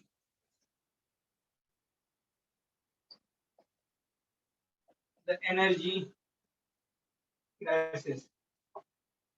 ठीक है, ये था टॉपिक सेंटेंस जो lack of consensus between the central government and the provinces, जो उसकी वजह क्या है, politicization हो गई है. They are using the water projects, energy projects for their political gains. ठीक है, तो वही कंक्लूडिंग सेंटेंस बात कर रहा है, सेम रिफ्लेक्ट कर रहा है. ये अब ये कंक्लूडिंग सेंटेंस ये नहीं कह रहा है कि अब हमने ये पॉलिटिसाइजेशन छोड़ देनी चाहिए ताकि हम एनर्जी पे काम करें और पाकिस्तान को एक एनर्जी से बचा सके, एनर्जी क्राइसिस को ओवरकम कर सके, मतलब सॉल्यूशन नहीं दे रहा. ये भी कॉज का ही बात कर रहा है. ये चीज ध्यान में रखनी है, इन चीजों को ख्याल रखना है.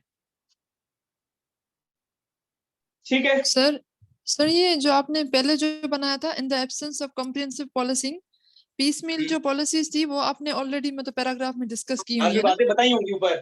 ठीक है, सही बताई है. होंगी, वो फ्लो में आ जाता है. फिर आप जब पूरा पैराग्राफ लिखना स्टार्ट करेंगे ना, तो फिर कंक्लूडिंग सेंटेंस उस हिसाब से बनेंगे. Yes sir. ठीक है, मैंने हेजिटेंस निकाली है ताकि आपको एक आइडिया हो जाए कि मैं कैसे बनाता था, इसीलिए मैं पेपर सामने रखा हूं. नहीं तो ऑन द स्पॉट बनाऊंगा तो थोड़े वीक होंगे, इससे ऐसी बात है, क्योंकि on the spot of movement missing हो सकती है. तो मैंने ये रखा इसलिए ताकि आपको आइडिया हो जाए कि आपको किस तरीके से फ्रेम करना है इसको. ठीक है, ये थे आपके कॉजेज के. अब आ जाते हैं हम इम्पैक्ट्स पे. ये इसकी शॉट ले लें.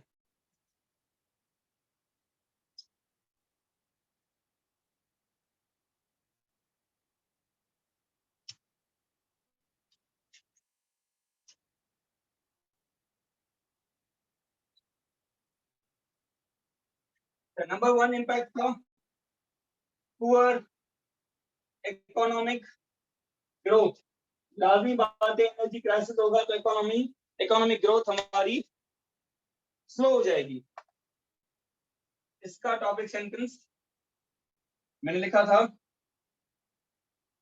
Energy unavailability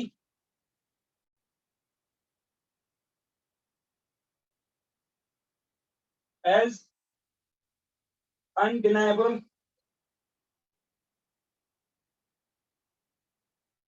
bearing on the economic progress of the country. ठीक है, इसका कंक्लूडिंग सेंटेंस बनेगा thus या फिर therefore energy crisis has adversarial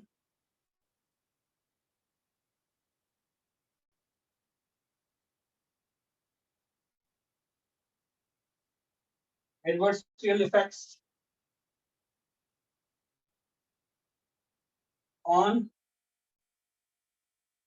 countries economic growth। अब देखें, ये भी इम्पैक्ट की बात कर रहा है, ये भी इम्पैक्ट की बात कर रहा है, दोनों सेम इम्पैक्ट की बात कर रहे हैं, ठीक है। और वर्ड से ही आपको पता चलेगा कि ये इम्पैक्ट का है। ऊपर इम्पैक्ट बता दें, यहाँ पे आपको बियरिंग ऑन, ठीक है, बियरिंग एडवर्सियल इफेक्ट, ठीक है। इस तरीके से आपको वर्डिंग से ही पता चलेगा कि ये पैराग्राफ इम्पैक्ट का है, कॉज का है या सॉल्यूशन का है। आपने भी इस तरीके से फ्रेम करना है उनको, ठीक है। स्क्रीनशॉट ले लिया है?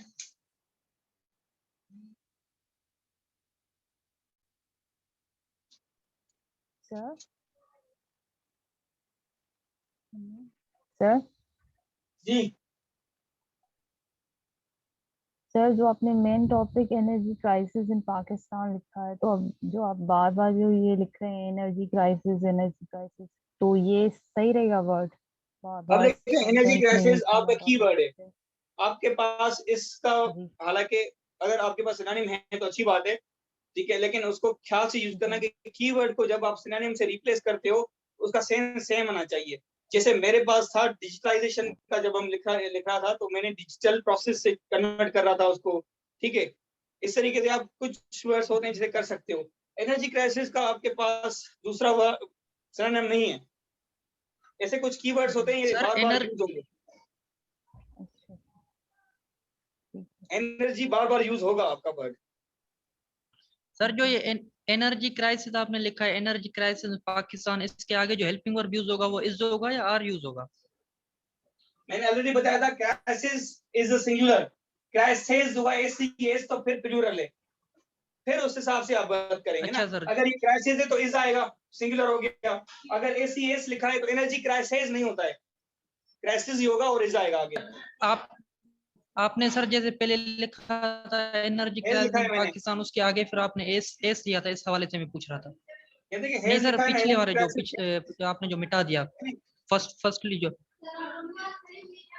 क्या लिखा था मैंने, पढ़े सर जो आपने कॉजेज लिखे थे ना पहले, उसमें क्या सर लिखा था वही सर तो। वो तो जेन से हट गया है। तो आपने जो पिछले लिखा था ना कॉजेज, मेरे पास ये कॉजेज में देखें, जो फर्स्ट ऑफ ऑल लिखा था ना आपने, उसमें ये देखें मेरे पास लिखे हुए हैं ऑलरेडी इस पेपर पे। Energy crisis is, energy crisis is, energy crisis is, ठीक है। अब लिख रहा हूँ अच्छा एनर्जी हैज, जी जी एनर्जी हैज मतलब सिंगुलर है।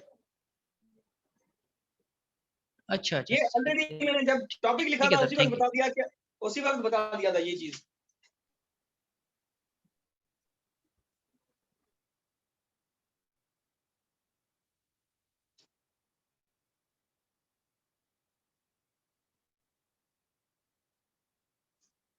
ठीक है, दूसरा था इसका, कॉल लिखा था set vector, industrial sector,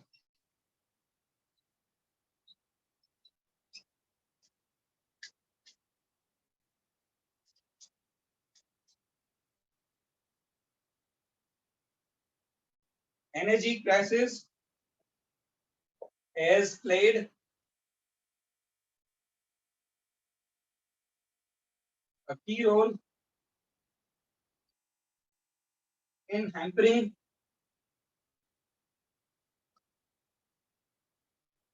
industrial growth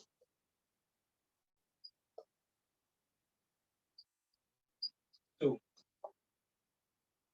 ठीक है, all in all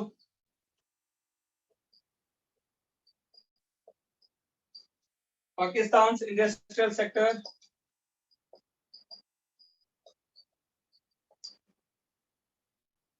is not producing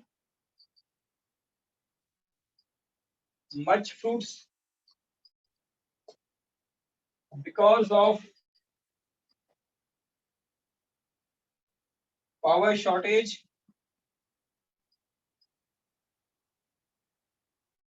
and load shedding।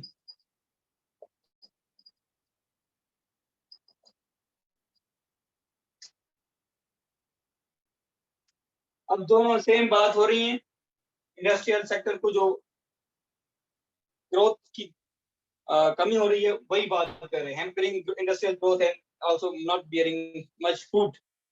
तो इसमें देखें सेम बात हो रही है, सेम इम्पैक्ट की बात हो रही है, और दोनों में इम्पैक्ट की बात हो रही है। ठीक है, बीच में बस बॉडी के पैराग्राफ्स आ जाएंगे, इसमें ऐड करने होते हैं आपने। ठीक है, सर आपने इसके बाद जो अ, आखिरी था सर जी, सर आपने जो ये एक्स्ट्रा बात की है एंड में because of power shortage and load shedding, ये power shortage and load shedding किस चीज को रिप्रेजेंट करते हैं? एक्स्ट्रा बात नहीं है ये, एक किस्म से उन्होंने बताया ना कि एनर्जी क्राइसिस बार बार आ रहा है, तो एनर्जी क्राइसिस को हटाने के लिए ये चीज की थी कि they are also presenting, represent किस चीज को कर रहे हैं? एनर्जी क्राइसिस को ही कर रहे हैं ना। पावर कट या लोड शेडिंग तब आएगी जब आपके पास एनर्जी क्राइसिस होगा, अलग बात नहीं की है, जस्ट उसको डिफरेंट सिनोनिम या डिफरेंट रिप्रेजेंटेटिव से लिखा है। ठीक है, okay sir, got it, thank you.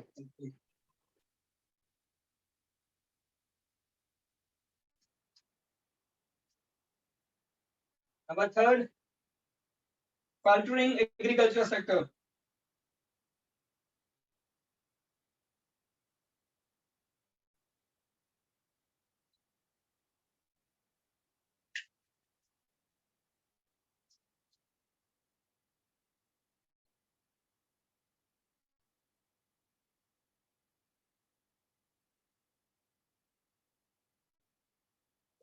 Energy crisis is also creating a sense of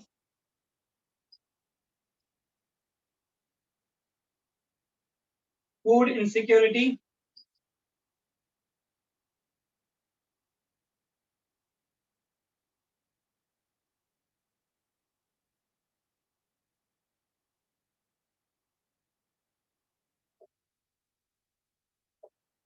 is Pakistan's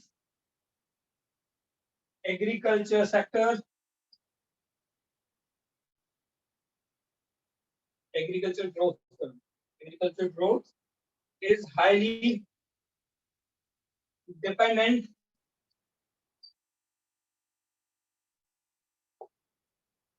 on electricity. ठीक है, फिर इसका कंक्लूजन इस कर दिया था इनको, पाकिस्तान एग्रीकल्चर ग्रोथ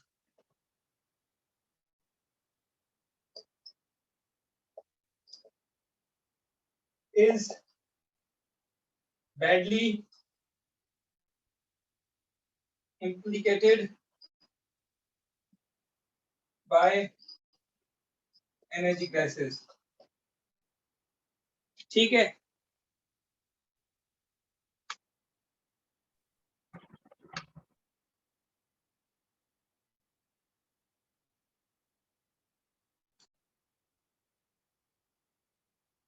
सर एक क्वेश्चन था जी जी जी, सर, जैसे हमारा ये टॉपिक है एनर्जी क्राइसिस इन पाकिस्तान, तो सर ये टॉपिक सेंटेंस में और कंक्लूडिंग सेंटेंस में यही वर्ड रिपीट हो एनर्जी क्राइसिस, या इसका भी हम अल्टरनेट हाँ लिखें मोस्टली तो ये होगा क्या रिपीट, वजह इसकी यही है कि ये कीवर्ड है।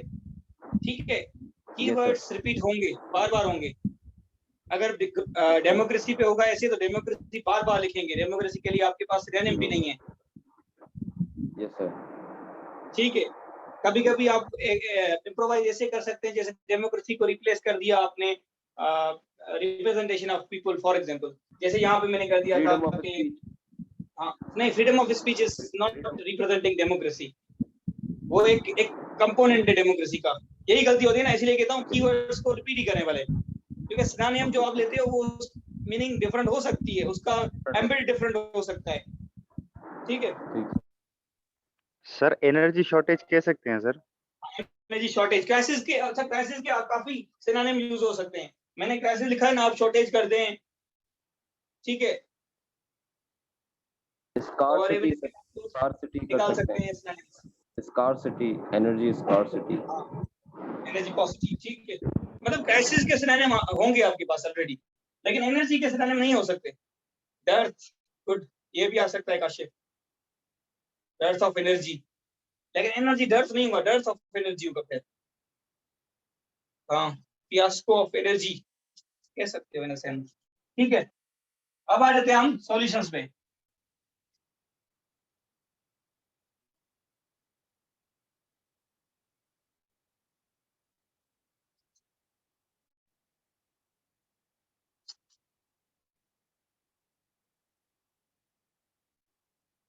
सॉल्यूशंस या strategies to mitigate energy crisis. Number 1 मैंने इसमें सॉल्यूशन दिया था कि यूजिंग या utilising renewable resources.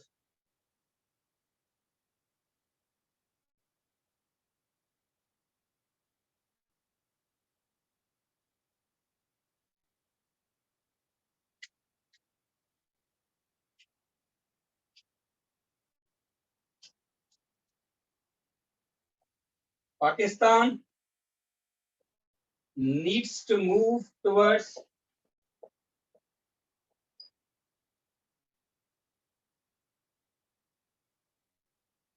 renewable resources which are cheap as well as environment friendly.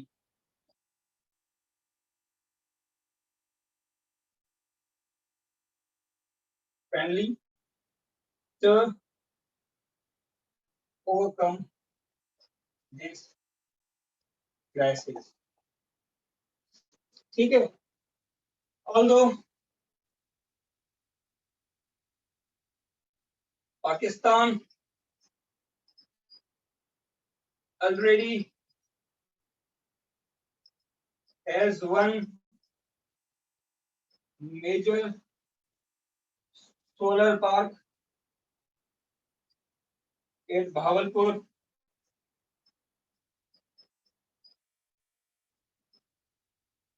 but she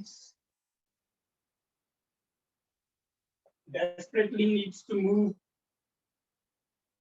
desperately needs other such projects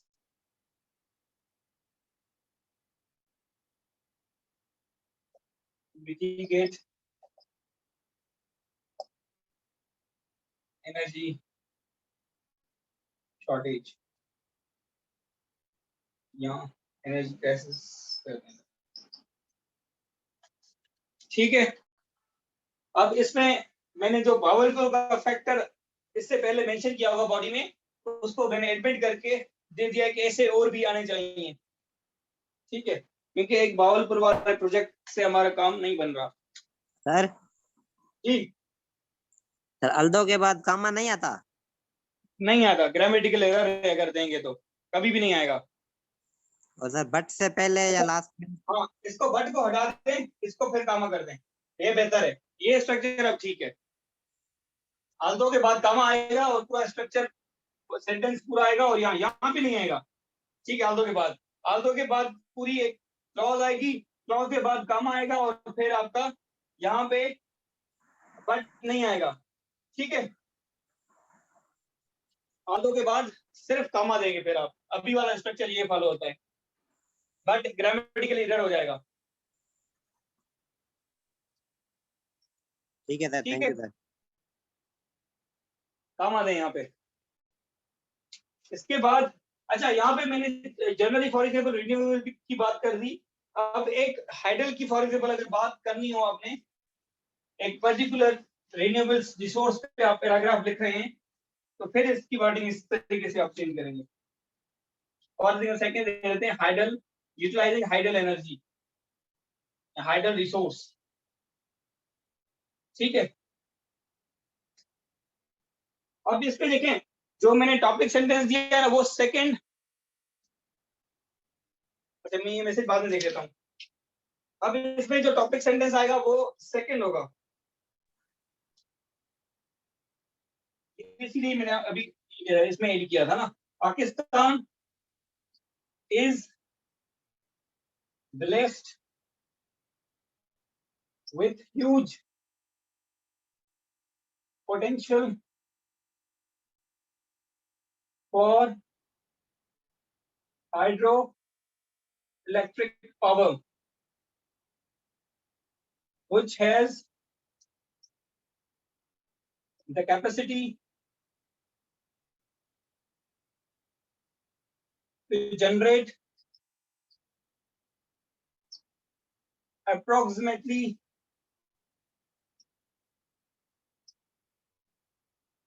6 60,000 megawatt of electricity.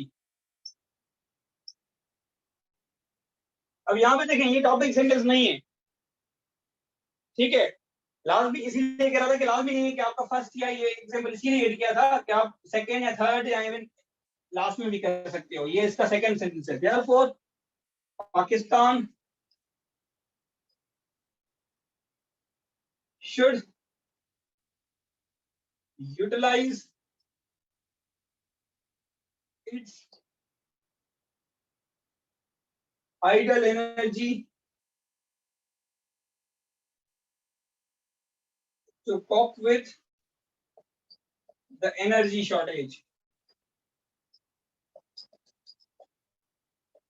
अब ये थोड़ा बड़ा हो गया क्योंकि सेकंड सेंटेंस आपका टॉपिक है, ठीक है। अब देखें, इसको मैं Pakistan should utilise its hydel energy to cope with energy shortage, ये मैं ऊपर लिख सकता हूँ, कोई मसला ही नहीं है।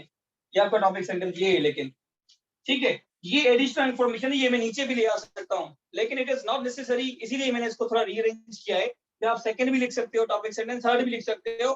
कभी कभी topic sentence and concluding sentence एक ही होता है लास्ट में, लेकिन कोशिश आपने यही करनी है ताकि आपको खुद से मिस्टेक ना हो। स्टार्ट में टॉपिक सेंटेंस लिखते हैं, फिर उसको लिखकर आपके वो आर्गुमेंट्स बनते हैं, सपोर्टिंग आर्गुमेंट्स, एग्जांपल्स, फिर वो उसको देख के आते हैं, ठीक है। अगर आपने वो सोचा हुआ है, ज़हन में है, तो आप इस तरीके से भी कर सकते हो। सेकंड, थर्ड, इवन लास्ट भी आपका सेंटेंस यही हो सकता है, ठीक है। अब इसका कंक्लूडिंग सेंटेंस, therefore या thus to overcome this crisis, Pakistan has to use its idle resources as soon as possible.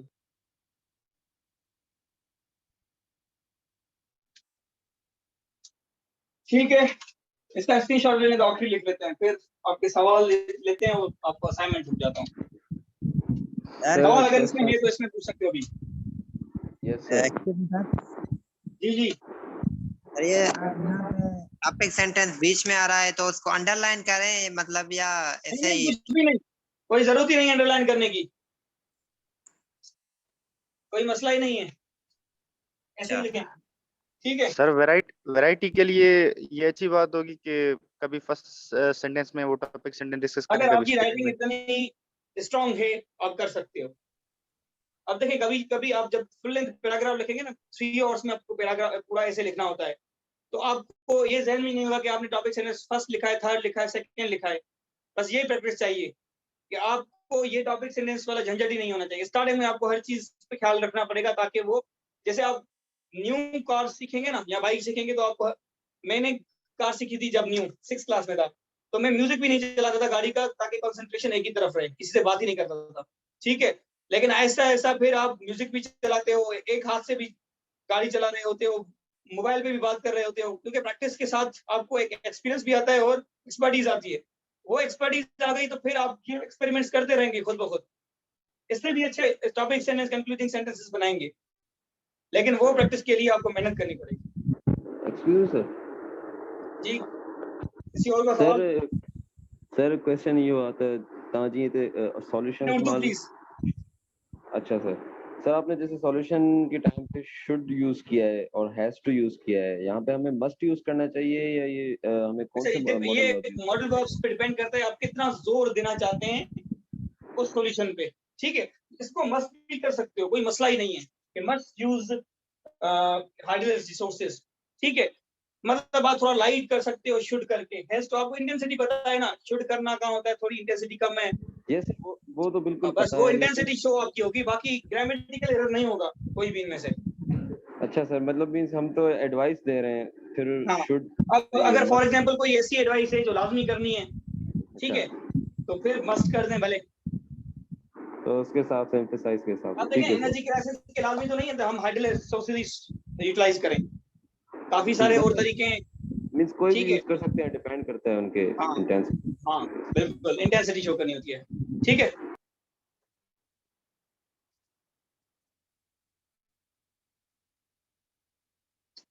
The last one is dismantling national grid.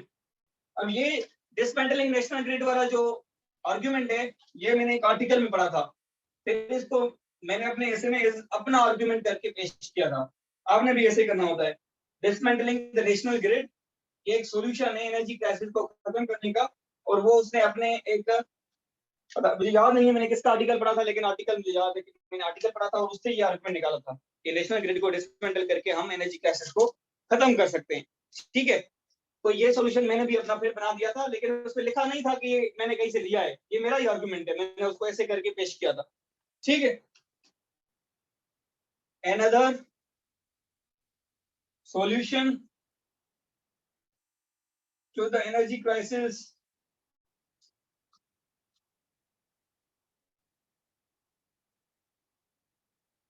is dismantling the national grid. सबसे simple और आसान आपका topic sentence ये national grid। ठीक है, फिर आपका आता है कंक्लूडिंग सेंटेंस। शायद थक गया था मैं तब तक, इसलिए ये आसान बनाए थे। On grid for all provinces in place of national grid is necessary to get rid of energy crisis। अब ये था मेरा इसका थर्ड, काफी और से मैंने लिखे होंगे, लाजमी नहीं कि 3 ही बनाने हैं आपको, आप 4 भी बना सकते हो, 5 भी, डिपेंडिंग ऑन योर आर्गुमेंट्स। अगर ज्यादा हैं तो ज्यादा भी होंगे, वो ऐसे में बताऊंगा कितने आर्गुमेंट्स किस साइड पे देने। अभी के लिए ये बस स्ट्रक्चर्स पे फोकस करें, टॉपिक सेंटेंस और कंक्लूडिंग सेंटेंस, इनमें सेम सेंस रखना होता है। और एक ये जैसे सॉल्यूशन का वर्ड आ गया, ठीक है, नेसेसरी टू गेट रिड आपको शो कर रहा है कि इट इज अ सॉल्यूशन, ठीक है, या स्ट्रेटजी है। इस तरीके से वर्ड्स जब आएंगे ना तो ऑटोमेटिकली मुझे वो, अगर डायरेक्टली बीच से जाके आपका ये मैं पैराग्राफ पढ़ूंगा तो मुझे ये पता चल जाएगा कि ये सॉल्यूशन का पैराग्राफ है। ठीक है, ये 2 चीजें, थीसिस वाली भले आप भी भूल जाए, अभी ये चीज आपको लाजमी करनी है अपने जो असाइनमेंट में, कि वो कॉज का है, इम्पैक्ट का है या सॉल्यूशन का है। सबसे पहले काम क्या करेंगे, थिसारस से इनके 10 सिनोनिम्स निकालेंगे, कोशिश करें थोड़े बहुत याद भी कर लें, नहीं तो सामने लिख के रख लें। और फिर ये जो मैंने जितने आज करवाए हैं ये सामने कोशिश करें कि स्क्रीनशॉट से देखकर फिर लिखें, ताकि थोड़ा एक प्रैक्टिस होगी। फिर वो भी सामने रखें, फिर असाइनमेंट करना शुरू कीजिएगा और वहां से सिनोनिम लेंगे और अपने हिसाब से उस हिसाब से शेप करेंगे। ठीक है, ये आपकी असाइनमेंट बताऊंगा कैसे करनी है। सर जो थीसिस वाला है ना, तो वो आप हमें नेक्स्ट लेक्चर में समझाइएगा ना, क्योंकि उसमें अभी कंफ्यूजन है ना, ये तो समझ आ रहा है हमें। थीसिस आएगी ऑटोमेटिकली आएगी जब हम आर्गुमेंटेटिव ऐसे करेंगे ना। Yes sir. उसमें टॉपिक की थीसिस कैसे, टॉपिक को कैसे कनेक्ट करना है, टॉपिक सेंटेंस को, वो वहां पे ऑटोमेटिकली रिपीट होगी और वहीं पे ज्यादा क्लियर होगी। ठीक है सर। ठीक है जी सर, इंट्रोडक्टरी पैराग्राफ और कंक्लूडिंग पैराग्राफ पर भी एक लेक्चर होगा ना? लाजमी बात है, मैंने 10 मरतबा बोला है कि 8 से 10 टाइप के इंट्रोडक्शन सिखाऊंगा, कंक्लूडिंग के अलग। वो आपने पूरा एक फर्स्ट लेक्चर नहीं लिया था, अगर लिया था उसके बावजूद ये सवाल किया तो फिर तो बस क्या बोलूं आपको। फर्स्ट लेक्चर में आपको बताया भी था कि कब इंट्रोडक्शन पे लेक्चर होगा, उस पे एक प्रॉपर असाइनमेंट है। ठीक है सर, सॉरी सर, ये ना क्यों। ठीक है, अब इसमें अगर कोई सवाल है, टॉपिक सेंटेंस कंक्लूडिंग सवाल है, ये पूछ लें, नहीं तो फिर मैं आपको असाइनमेंट बताऊं। असाइनमेंट बताएं। ठीक है, असाइनमेंट पे आ जाते हैं। ये असाइनमेंट आपको सैटरडे 12 बजे तक रात को, क्योंकि संडे को मैं चेक करूंगा, और जो 12 बजे से बाद में भेजेगा उसकी चेक नहीं होगी।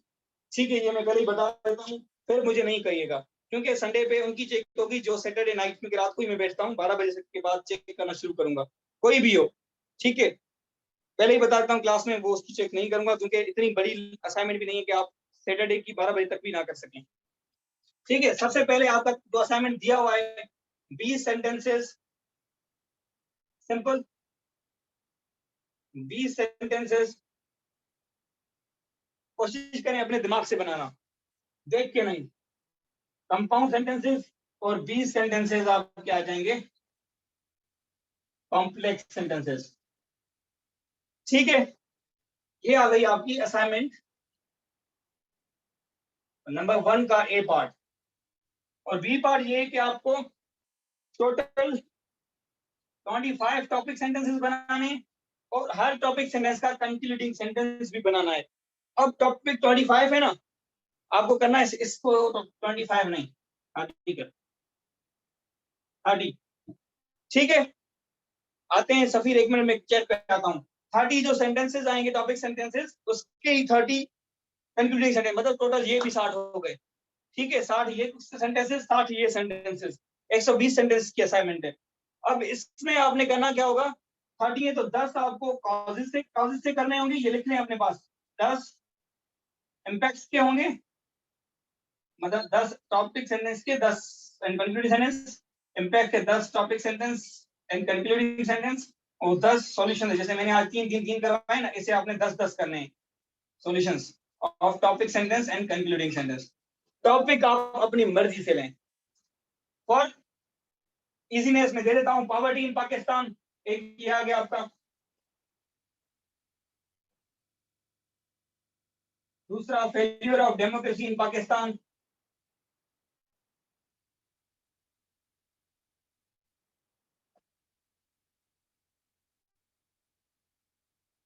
एंड असाइनमेंट से पहले फीस भेज दीजिएगा जिन जिन की रहती है। ठीक है, failure of democracy in Pakistan. And number 3 is energy, हो गया। इस्लामोफोबिया कर सकते हो अगर किसी के पास। अच्छा, पे थोड़ी स्टडी भी करनी होगी आपको ऑटोमेटिकली, अगर की हुई है ना वो टॉपिक ले आइएगा। मैंने अगर यहाँ पे नहीं भी लिखा तो आप उस पे भी टॉपिक सेंस बना लें तो ज्यादा बेहतर है। ये आगे चल के वैसे भी आप करने इन बेसिस भी लिखने, तो स्टार्ट करें अपनी रीडिंग। अब इस्लामोफोबिया, पुअर गवर्नेंस इन पाकिस्तान।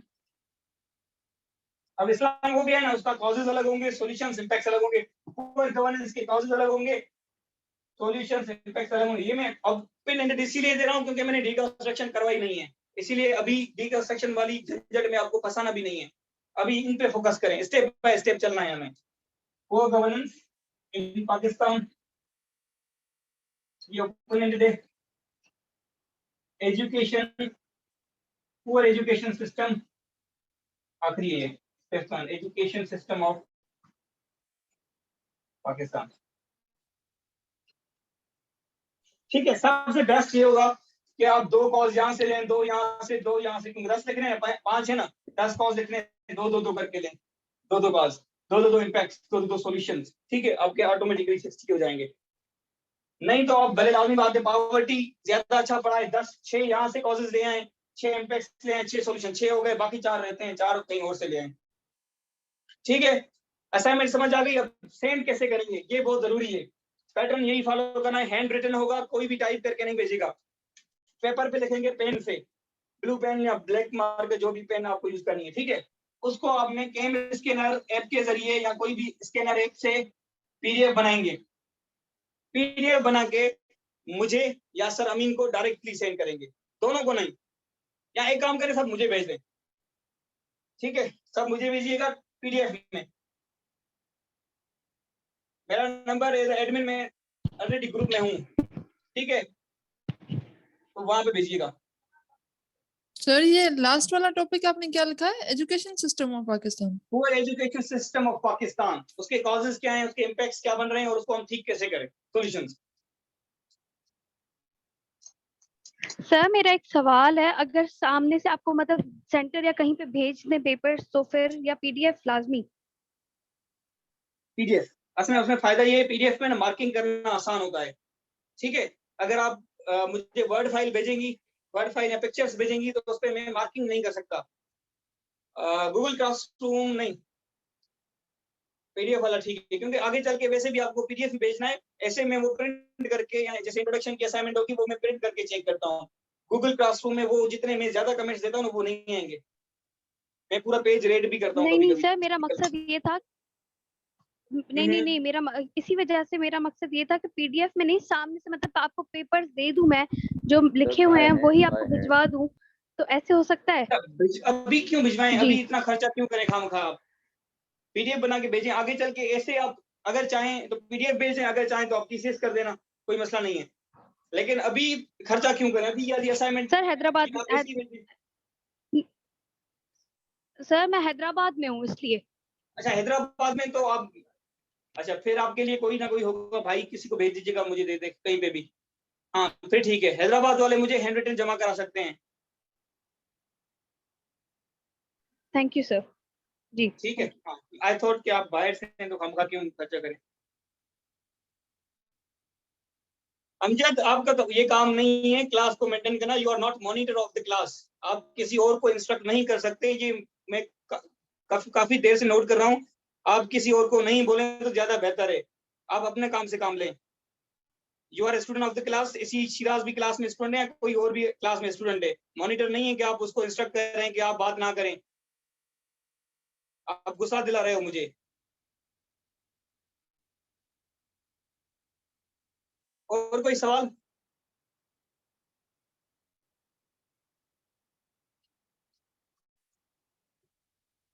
अगर सवाल है तो पूछ लें, नहीं तो फिर हम क्लास एंड करते हैं। और कोशिश कीजिएगा, कोशिश क्या, ये लाजमी है कि आप, अच्छा मैं चैट देख लेता हूँ एक बार, चैट नहीं देखिए, काफी लोग वॉइस पे सवाल नहीं करते हैं, चैट पे करते हैं। लेट मी सी।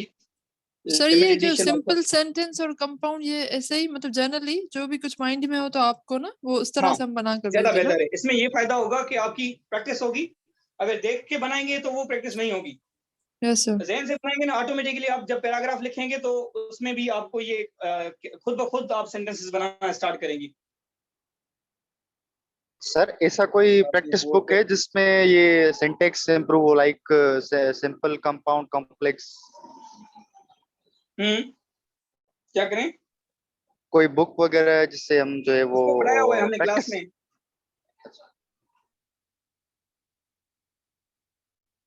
यार इनका स्ट्रक्चर सर अमीन ने क्लास में करवाया था आप लोगों को, ठीक है, आपको वो फॉलो करके जस्ट सेंटेंसेस बनाने, खामखा की बड़ी एक्सरसाइज ना करें, जस्ट सेंटेंसेस बनाए दिमाग से।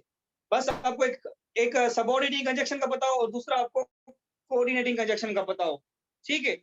अगर इन दो चीजों का पता है, जैसे फेन बॉयज, ये तो लिमिटेड है, और जब फेन बॉयज यूज करेंगे तो कंपाउंड सेंटेंस बनेगा, बाकी वो बहुत सारी हैं, तो उनमें वो कंजक्शन अलग एक बार लिख ले अपने पास, फिर उनको उनमें से एक एक करके आप अपना सेंटेंस बनाना शुरू करें।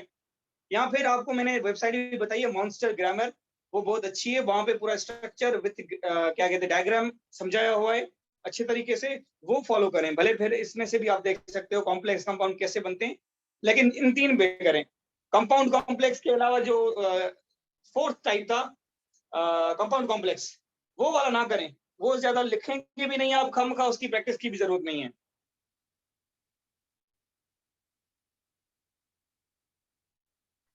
सर उसका सवाल शायद ये था कि बुक कौन सी फॉलो करें अच्छा इसके लिए? सवाल देखें, आप फिर अमजद वाली बात कर रहे हो, आपका काम नहीं है सवाल रिपीट करने का, ही इज हियर, वो खुद रिपीट कर सकता है।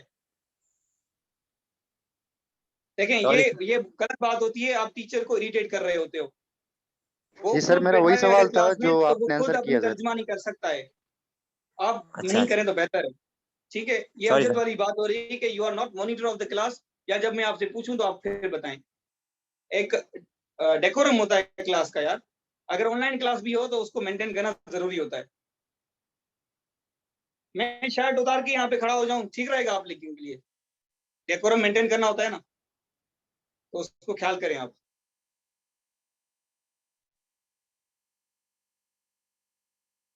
सवाल करें, सवाल से मना नहीं है, किसी और की तरफदारी, किसी और को कुछ कहना, आपका कुछ नहीं जाए उससे, आपका मेरे साथ रिलेशन है, आप मुझसे बात करें, ठीक है। वो अगर समझा नहीं पा रहा उसका मसला है, आपका मसला ये नहीं है। हाँ सेम सवाल आप दोबारा कर सकते हो, आप ये नहीं कहेंगे वो ये कहना चाहता है, आप दोबारा वही सेम सवाल कर लें, कोई मसला ही नहीं है। अच्छा ये अब काफियों ने स्क्रीनशॉट लिए होंगे, मैं उनको कहता हूँ ग्रुप में से एक, अच्छा किसने स्क्रीनशॉट लिए हैं जो अभी मैंने किए हैं? एक कौन है ये, सफीर को चाहिए थे, सर आप में से किसने स्क्रीनशॉट लिए हैं सारे? नोट डाउन क्यों ना, तो पीडीएफ में सेंड कर चलूंगा। हाँ, आप एक काम करें, सिर्फ आप पीडीएफ में मुझे भेज दीजिएगा, मैं फिर इनसे शेयर कर लेता, क्योंकि मैंने प्राइवेसी लगा दी है ग्रुप में, तो आप मुझे भेज दीजिएगा, फिर मैं आप इनको शेयर कर दूंगा। ठीक है सर, श्योर। ठीक है सफी, ठीक है, मैं ग्रुप में फिर भेज दूंगा आपको। रिकॉर्डिंग हाँ मिल जाएगी, रिकॉर्डिंग दे दूंगा। ये रिकॉर्ड आपके लिए क्या है? हाँ रिकॉर्डिंग मिल जाएगी, तो स्क्रीनशॉट वहां से ले लीजिएगा। ठीक, सही बात है, good sense of humour. Sir एक बार असाइनमेंट रिपीट कर दीजिएगा। अच्छा, असाइनमेंट इज कि आपको एक 20 सेंटेंस बनाने सिंपल के, 20 सेंटेंस बनाने कंपाउंड के, 20 सेंटेंस बनाने कॉम्प्लेक्स के। ये 3 टाइप्स आपको सर अमीन ने ऑलरेडी पढ़ाए थे। ठीक है, उसके बाद दूसरा पार्ट है पार्ट बी, जिसमें आपने टोटल 30 टॉपिक सेंटेंसेस लिखने हैं और 30 उन्हीं टॉपिक सेंटेंसेस के कंक्लूडिंग सेंटेंस लिखने हैं। मतलब एक किस्म से ये 60 सेंटेंसेस ये हो गए, 60 सेंटेंसेस ये हो गए, 120 सेंटेंसेस आपने लिखने हैं टोटल। ठीक है, फिर इसमें से 30 में से आपने करना क्या है कि वैरायटी शो करने के लिए 10 कॉजेस से निकालेंगे topic sentence and concluding sentences, 10 आपने इम्पैक्ट से टॉपिक सेंटेंस एंड कंक्लूजन निकालने हैं, और 10 आपने सॉल्यूशन से निकालने हैं। टॉपिक कोई भी ले सकते हो, उसका सब टॉपिक्स खुद बना सकते हो, कुछ भी कर सकते हो, लेकिन फॉर क्या कहते हैं, किसी के पास अगर टॉपिक्स नहीं है तो ये मैंने 5 लिख भी दिए हैं, ये फॉलो करते हैं। Poverty in Pakistan, failure of democracy in Pakistan, Islamophobia, poor governance in Pakistan and poor education system of Pakistan. ठीक है, ये मैंने कुछ लिख दिए हैं टॉपिक्स, आप इनको फॉलो कर सकते हो। Okay sir. ठीक है, और कोई अगर सवाल है तो पूछ लें। रिकॉर्डिंग भेज दूंगा, आराम से दोबारा देख लीजिएगा। कोई भी अगर चीज फिर से समझ ना आए, आप मैसेज कर दीजिएगा, वॉइस नोट सेंड कर सकते हो, इवन कॉल भी कर सकते हो अगर पूछना हो कुछ भी तो। लेकिन असाइनमेंट का अभी फिर से बता देता हूँ, deadline in time is Saturday की रात को 11, इसको कर देते हैं 59, 12 बजेंगे जैसे ही, तो ये हो जाता है संडे। अगर किसी ने संडे में भेजी, वो एक्सेप्ट नहीं होगी, चेक नहीं होगी, मैं ऑलरेडी बता देता हूँ। उसकी वजह ये है कि संडे इज फॉर मी, मुझे चेक करना है, मंडे को फिर क्लास होगी। संडे मैं अपने लिए रखता हूँ, अब मुझे ये पूरा चेक करना है आप लोगों का। आगे चल के जितनी असाइनमेंट होंगी उनमें भी मुझे संडे पे चेक करना होगा, और जितना time it is enough for total 120 sentences, more than enough time है। ये एक दिन पे काम हो सकता है आराम से। ठीक है,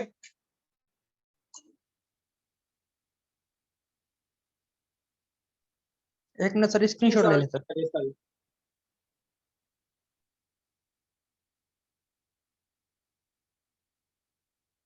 ओके सर, डन। ठीक है, ओके, अल्लाह हाफिज, टेक केयर। अल्लाह हाफिज सर। अल्लाह हाफिज सर, थैंक यू।